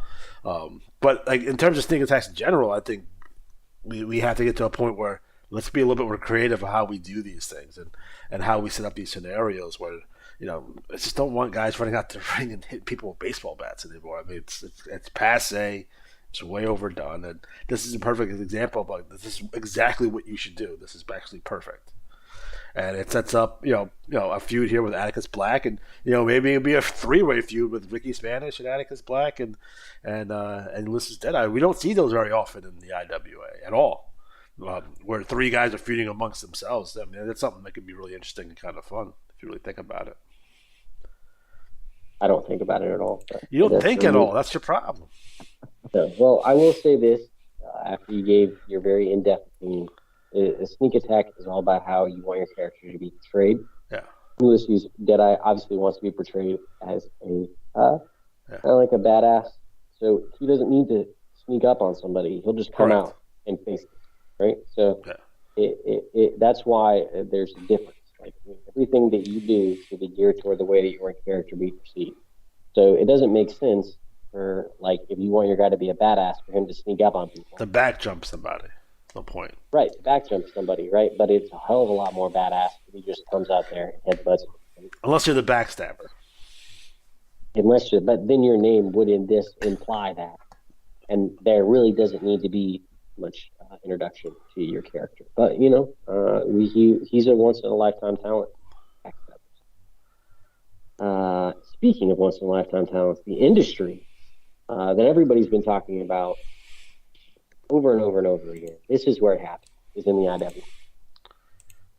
The IWL was a celestial body. I believe that it would be the sun, and everyone else just orbits around it. So Riley Reynolds did indeed win the IWL Soul Survivor, which put her in a position where she had the next shot at Barry Stevens' title. However, she's moving to the BWL. So this has put her in a place where she can negotiate, very powerful negotiating situation, because for Don King, he doesn't want her to leave necessarily, but he doesn't really want her to stay, because eventually she's going to go to the BWL. It doesn't do anybody any good to become the champion and then leave. Right? With the belt. That's ridiculous. With the belt. So, or she just, what's it going to do? I mean, so his best person is going to leave eventually, right? So there's no reason that. But she also has earned that title shot. So she's trying to parlay that into a situation where she's putting pressure on Suplex to try to negotiate herself into a title shot in the BWL, because she won Soul Survivor, and also trying to negotiate the person to replace her for that title shot be none other than Rod Camino. So, son of a bitch. There's a lot of stuff going on. A lot of stuff going on here. That's hot. Definitely had. Yeah, it's hot off presses. Everybody's trying to touch on it, trying to take my glory. But this is it. This is what's happening. So we'll see how that plays out. Literally, Rod Camino's coming in off the streets, literally, and he's getting a world title shot. It's insane. Right, and he that's definitely has. That's why Luke hasn't been here for 6 weeks. He was tracking down that scoop. Yeah, exactly. Also, Rod That's Camino an definitely awesome, has that's an a awesome ring work. story. That's Well, like I mean, it that's was like all, Ring of Honor level storyline right there. Kudos. and we completely planned all of it. No, it wasn't even close to being any of our ideas. It's none of ours. This is none of our idea. So, No. nice job. Yeah, it's called fate. But yeah, and I think, again, like I mentioned, Rod Camino definitely has ring work, and that water is not clean. So if anyone is going to go on his little hot tub time machine show, just understand that you're going to get ringworm, and you're going to probably need antibiotics. Like it's that kind of ringworm. You know what they need, Luke? They need What's that? wetsuit shorts. Keep you dry. If someone can explain to me why you would need a wetsuit short, For the like, hot I get that's the only explanation. So I mean, there's a lot of questions, but yes. So Rod Camino, Riley Reynolds, I mean, it's crazy. And then you have Laws and Dave the Decision, and they're going to come right in behind it. So I mean, the industry before even really getting fully into the IWL is already making a huge splash. And not only that, but if Riley Reynolds goes to the BWL to demand an IWAR women's world title shot, she'll be facing Veruca Salt of Whoop Ass Inc., who was the industry's primary nemesis for almost all of 2021 in the NWL. Right, and that's why I planned all this out. So, you're welcome for that. That's what I've been doing this entire time. My grand plan. I don't know. Oh man, I don't think that.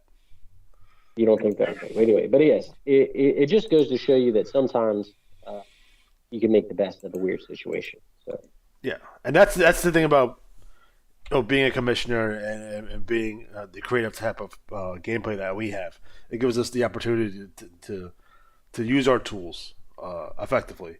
So oftentimes when we get lemons, we can make lemonade, and it even helps even more when you have creative players that will pitch you ideas and help you out when we get in these situations, because IWL Commissioners Championships have been crazy the last 6 months or so. So it's been nuts. Crazy. And all downhill since Neo Dragon lost the title. Yeah. Thanks a lot. And I do have to say, Alex, your PDF is loading much better this time. Okay. So yeah, and finally, last but not least, we have Egomaniac Racer McKay. So no one kind of stepped up to his challenge. He called everybody out in the old guard here in the IWL. Basically kind of staying in what they're kind of their comfort zone, the same old feuds, not branching out. So he said that he's going to step up and he's going to become the Legend King. So we'll see who he's going to target first. There's only one real legend in the IWL, and that's Aliatari. Yeah. Aliatari. Yeah. I just want Racer McKay to beat him up. The dream. I want to see that too. I think that'd be a good thing to see. And but I will say this: IWL is a busy league, so Yes. I mean you have a lot of people doing a lot of things, so it can be difficult. But I think that things are starting to shake up, and I will say that it's nice. The BWL is a nice place because I think it allows the women to have their own league, and also they get more eyes on them, and while at the same time it opens up more feuds for some other people in the league, so they're just less congested and there's more room. But I think that's good for everybody. So hopefully we'll see what happens going forward with that. But yeah, that is the IW. Now I want to quickly just go over a couple of key points coming out of this pay-per-view. So this is Wrestle Riot. No, Soul Survivor. Excuse me. I don't even know. I don't. Yes, I don't know. You're right. I do want to mention the Spider Williams versus the Backstabber match. It's hilarious. Backstabber wins by using a Canadian destroyer, which again is also hilarious. And in fact, Backstabber actually stabs himself in the back by accident in this match. And then at the end of the match, also came up with a new name for him. I call him Stabby. So I never did a write up for it. Writing Backstabber all the time is weird.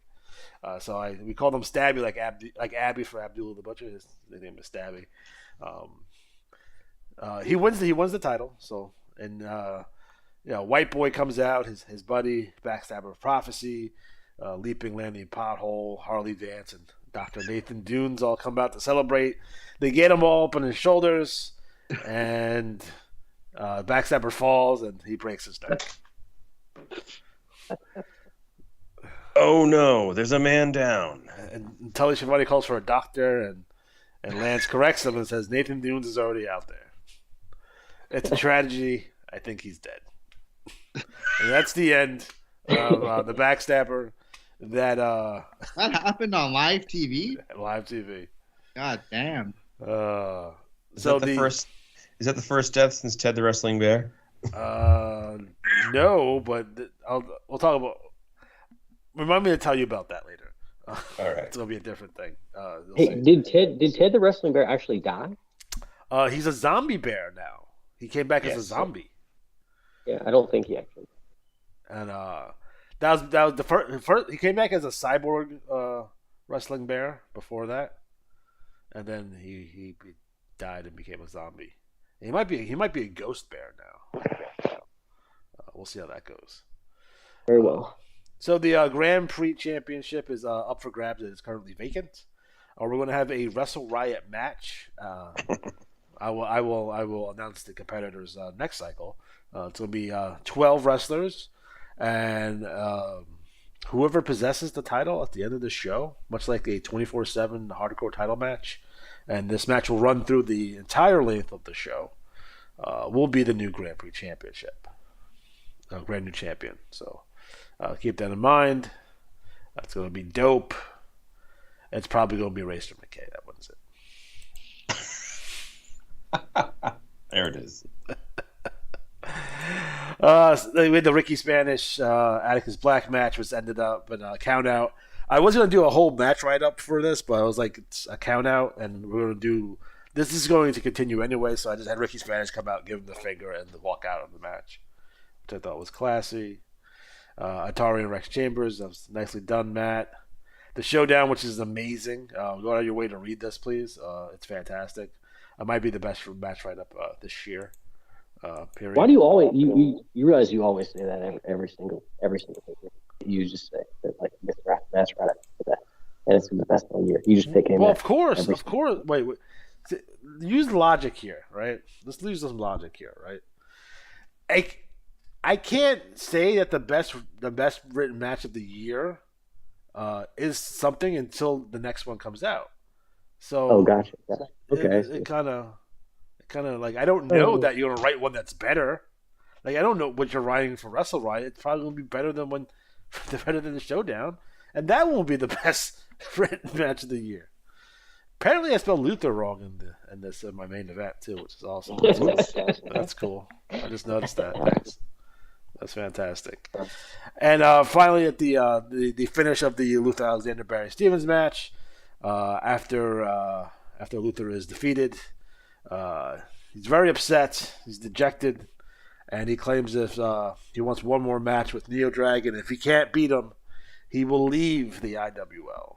He will leave not forever, but he will leave the IWL, and that's how we end the show. So that's Wrestle Riot. Again, if you had matches on this show,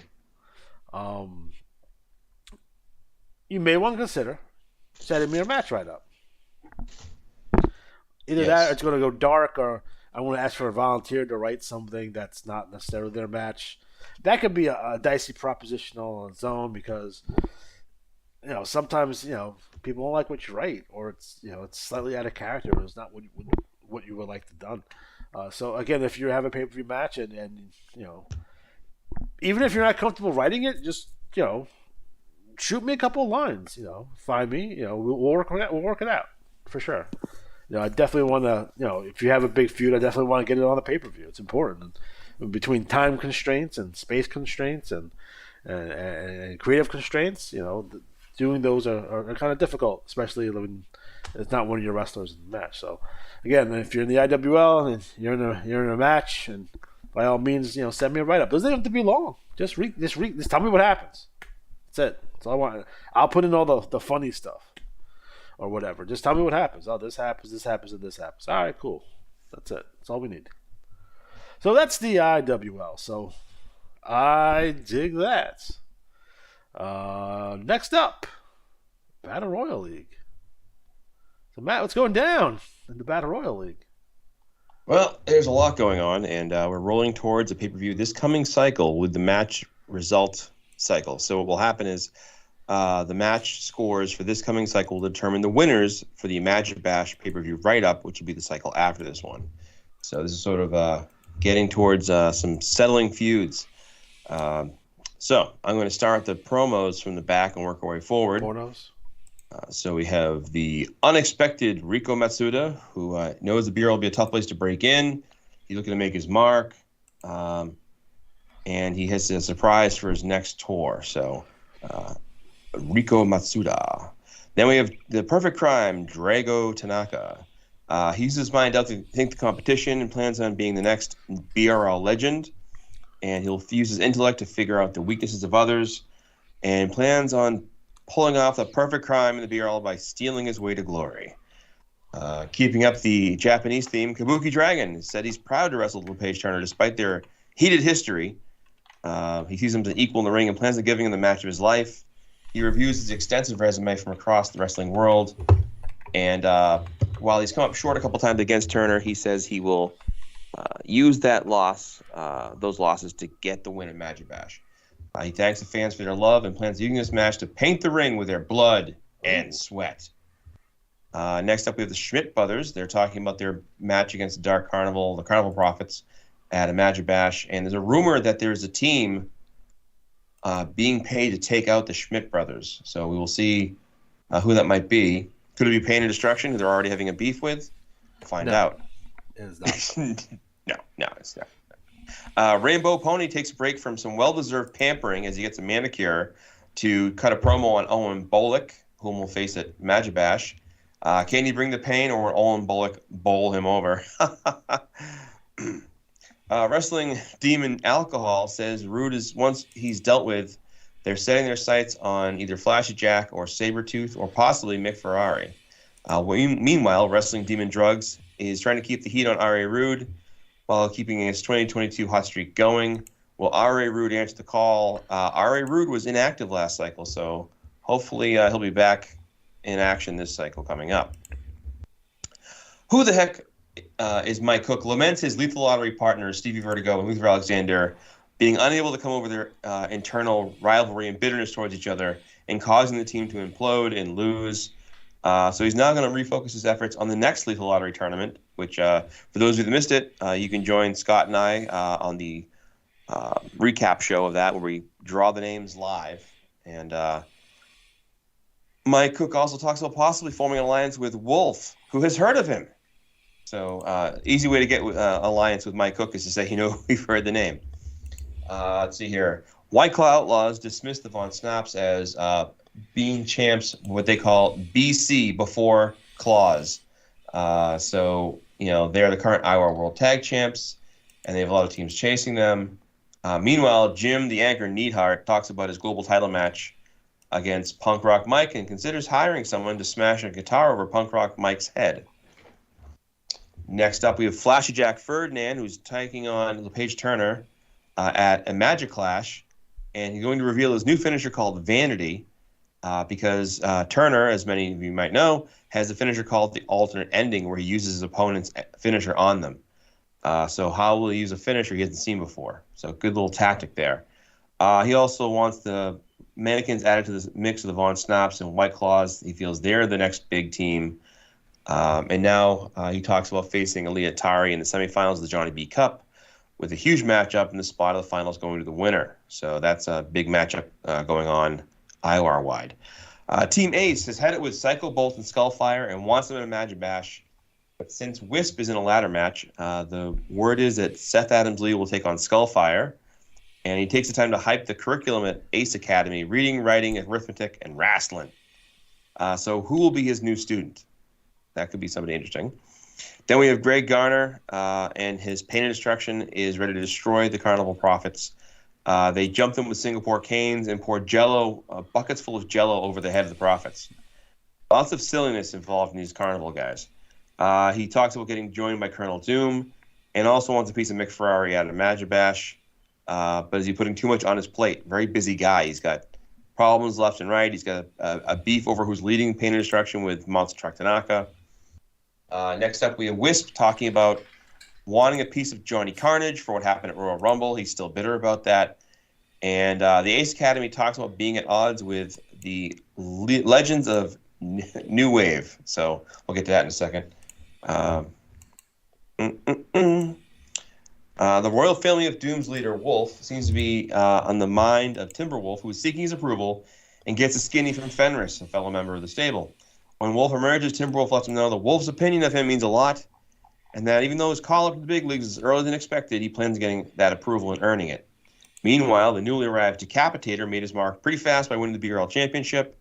But the real news is that Sabretooth finally broke his silence over losing the IWAR World Championship to Flashy Jack Ferdinand in what many deemed an upset. He shows some real raw emotion. He takes Eclipse, their valet. Eclipse has to have soothing words to calm him down.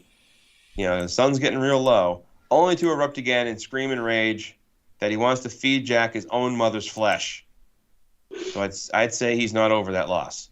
Yeah. and not to be lost in the promo is Decapitator claiming to have decapitated 17 people legally in a different country. So that was a little nugget in there. Kind of wish he was saving with the backstabber. Yeah, I know.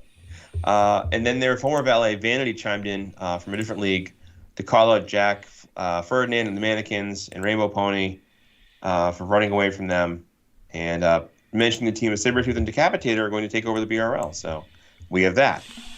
Next up, we have the Nature Boy, Waldek Kowalski. It's a fun one enough. Thanks for that one, Darren. Is here to entertain the BRL with his thick Canadian accent. The Nature Boy, Waldek Kowalski, is here to entertain the BRL with his thick Canadian accent. I don't know. I can throw an A in there. Will he be able to take down the mysterious benefactor? We will see. Now, BHD continues their dominance, and they're looking to grab the Global Six-Man titles in the Magic Bash. We'll get into that later on. The Carnival Prophets mock RX Payne and Greg Garner before their Magic Bash showdown by driving around the ring in clown cars and pelleting them with candy. The humanity. We get a closer look at mannequin number 2, who's 6'9", 300 pounds. And while he's shown himself to be adept at battle royals with 2 wins, and his brother fights dirty, he looks to use a methodical power wrestling approach. And his new finish is called the Fashion Rack. The legends of the NWL are gaining steam. Actually, Aaron, do you want to talk about this? No. Yeah, this one was primarily by Nightmare Johnny Carnage. But yeah, the legends of the new wave are kind of they're trying to be this kind of up and coming group in the BRL, taking aim at Suburban Hell Savages and a couple of other groups. I know Nightmare Johnny Carnage has a match coming up with Monster Truck Tanaka, and he'll also have a global title match coming up against Punk Rock Mike at Autumn Anarchy. But the group basically consists of Nightmare Johnny Carnage, Stevie Vertigo, Samoan Death Grip, Queen Kyla Stevens as well. And they've been attempting to court Mick Ferrari into the group, which will be a pretty huge steal for the legends of the new wave, considering all of Mick's success in the LNW. But we haven't quite heard back from Mick Ferrari yet. But I think there's a few things that are going to pick up with the LNW stable, especially with Rhett Grady coming in and a couple of other possible feuds happening. So we'll have to just see how that one shakes down. All right, there it is. Next up, we get a Doomsday-style clock with the Country Hammers logo in the middle. Omnibus. So we're counting down until Rhett's arrival. Although I'm sure there's one BRL star who doesn't want to see him. Suburban Hell Savages. Punk Rock Mike looks forward to claiming his first Johnny B Cup if he can get past who the heck is Mike Cook. And both he and Agent 26, Agent 26, Twix, not Agent Twix. That'd be a good name, though. He, Agent 26, Mike Sebastian, and Jax McAllister have all entered the 5th Summer Series, so it's going to be a very SHS-heavy tournament. Agent 26 agrees to face Wisp in a ladder match, but plans on settling the score and not doubling up and putting another $1 million on the line. In case you forgot, Wisp upset Agent 26 to win $1 million at WrestleRama. They've offered F.A. O'Shaughnessy a spot in SHS. Will she accept? Agent 26 doesn't like SHS being called has-been, but alleges the new wave. Where will that lead to? And Punk Rock Mike talks about his global defense against challenger Jim Necker Neidhart, who, of course, is an MRL legend. We have a really bizarre one-page promo. Do you have what it takes to be an organ repo man? Oh, no. So I don't know what that's going to mean next. Gene Co wishes Silo Wallace a bon voyage as she goes to the BWL. And they'll plan to regroup and focus Nivik Largo's rage and Zydrate's guile to return to their winning ways. I'm looking forward to it. I'm a big Zydrate fan. We get a promo from Sam Hain accepting Johnny Bloodstone's open challenge in a match bash to prove that he's more than just Mick Ferrari's sidekick. Meanwhile, Mick Ferrari looks to rebound from a tough round with a loss to Punk Rock Mike in the Johnny B Cup, finishing third in the Round Memorial, missing the cut in the All-Rookie Cup. But his one silver lining was advancing in the Best of Best tournament, where he will face IWL's Atticus Black with a shot at the IWAR World Championship on the line. Oh, wow. Yeah, so that was like a rough cycle for him, but we were talking about it. I was like, that's why it's kind of fun to play in the IWAR, because even if you have a terrible cycle of 487, if you can get by somebody, it's pretty cool. All you have to do is beat the dude. That's right. He got by Greg Garner and made it happen. So he also claims that no matter who his mystery opponent at a Magic Bash is, whether it be Stevie Vertigo, Rhett Grady, Greg Gunnar, or his old pal, Stunning Steve Blanchard, he'll be ready to face them and ready to win. The Mysterious Benefactor talks about his best-of-3 series with newcomer, again, Wladek Kowalski, where he's pitting $250,000 of his own money against Kowalski's $50K. So, why is he so willing to gamble? Interesting. The Olympians are prepared to deliver divine power because they're a higher power and defend their Global Section Championship against 2 teams, and it's an ultra-tough division, too. Oddly, when a light fixture gives way and nearly falls and crushes Dapper Dan D, Aries yanks him out of the way to save him from a devastating injury. So, good on Aries for doing that. What a dick. Trying to kill Dapper Dan D. He deserves it. Probably. Moss Truck Tanaka claims he is a true leader of Pain and Destruction and thereby suspends Greg Garner and blocks the addition of Colonel Doom, Garner's brother. He looks forward to the showdown of Johnny Carnage and winning another lethal lottery, as he didn't win it last time. He's a little confused. The Von Schnapps talk about their coming showdown with the White Claw Outlaws, run down the tag team scene, and reestablishing that they are actually the best team ever. So where will that go? LePage Turner has a set sight on Jack Ferdinand for their big championship match. Plans to deliver an alternate ending with his beauty shot of Ferdinand's, but now we know that Ferdinand's going to use a different finisher, so plans in the garbage. He outlines his plan to destroy the thorn in his side, Kabuki Dragon, but there's surprise news that there'll be the guest referee of Mad Dog Tommy Zulu to deal with. Zulu, to his credit, claims he will call the match down the middle and warns both men not to cross him. Adam Cash lays out a challenge for new members of the BRL roster to step up and face the BRL's top guy. He offers to support Hawaiian Heartthrob in his battles. And then in the shocking promo of the month, during a celebration luau honoring the Hawaiian Heartthrob's family history in wrestling, including his parents, uncles, some aunts, and even his frail, elderly grandfather, who's watching from a luxury box above, was ruined when everyone's having fun and eating, and they're roasting a pig, and then Mad Jax McAllister attacks the elderly grandfather and chokeslams him out of the luxury box and drops him down into the pig roast below 20 feet. So Hawaiian Heartthrob left shaking his fist once again at the insane tactics of Mad Jax McAllister. So that's the trash talk. I will say, though, our next cycle we have our promos coming up, or pay-per-view. So this is me going through an Excalibur-style promo read. So, Mysterious Benefactor versus Wladek Kowalski in a 25,000 versus 250,000 match. Seth Adams Lee versus Skullfire. Rainbow Pony versus Owen Bolick. Fatal 4-Way. White Claw Outlaws. The Vaughn Snaps. Samoan Death Grip. And Jinko. Steel Cage. Playboy McFry versus a mystery opponent. Ladder match. Agent 26 versus Wasp. 6-man scramble. Perfect Crime. Jericho Tanaka. Rob Bartlett. Double R. Patrick O'Malley. Mike Sebastian. The Money One. Ghostly Shadows. And Timberwolf. Also a matchup featuring Sam Hain versus Tony Bloodstone. Carnival Profits versus Pain and Destruction and the Schmidt Brothers. Bad Habits Lumberjack match. R.A. Rude versus Wrestling Demon Drugs. Nightmare Johnny Carnage versus Walter Drug Tanaka. Kabuki Dragon versus Author of Pain LePage Turner with special guest referee Tommy Zulu. Global Six-Man Championship. The Olympians versus the Mannequins and BHD. Global Tag Team Championship match. Matthew Van Slaughter, Chain Red, East West Connection will face the Olympians Zeus and Hercules. North American Championship, Bronco Baron versus Monster Truck Tanaka. And in the Global Championship match, Punk Rock Mike defends against Jim the Anchor Neidhart. Son of a bitch. That's the pay-per-view. Hey, I wasn't listening. Can you do that again? I don't know how he does that. That's insane. Nailed it. So there it is. All right, so that's their BRL TT. I dig that. And Matt, what do you got for us? IWAR Wide. Yeah, IWAR Wide. Well, it's interesting you ask. First up, we have Johnny B. Cup. I was going to call the whole show that way. Quickly, if you were listening to this and you have not yet joined the 5th Summer Series, which is a 4-cycle IWAR-wide event, please contact me because it starts this coming Tuesday. 5/31 is the launch, and the way this tournament works is it's by average. So the first 2 cycles, everyone's in it, and the top half of the group has the highest averages over those 2 cycles, advanced to round 3.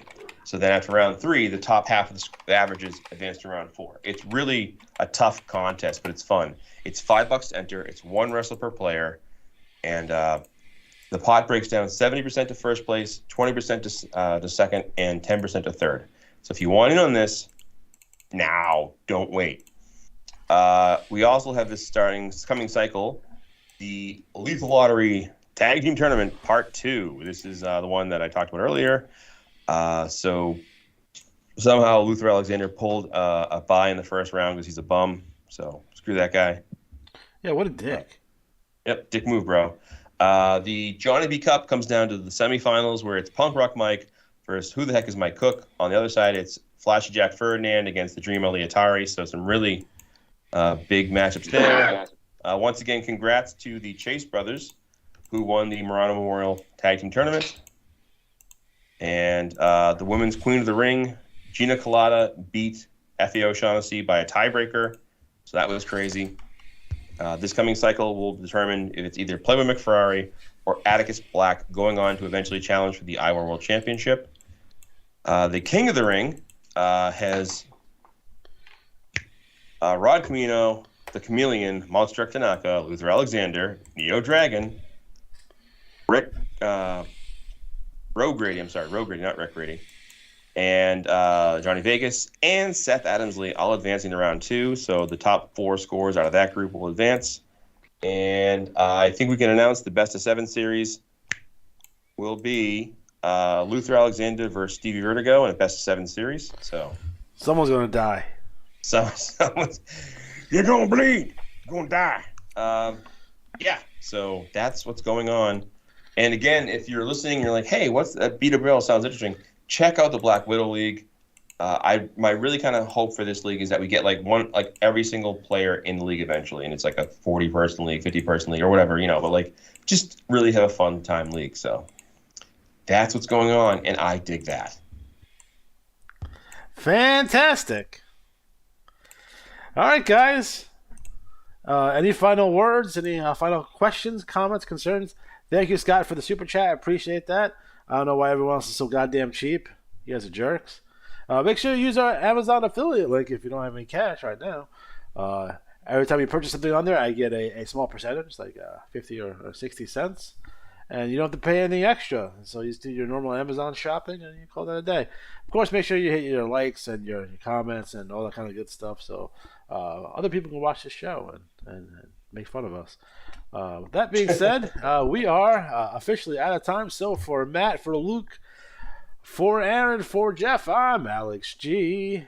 Have a good night. I also take money and food stamps, Darren, so keep that in mind. So if you have an EBT card, I do accept that.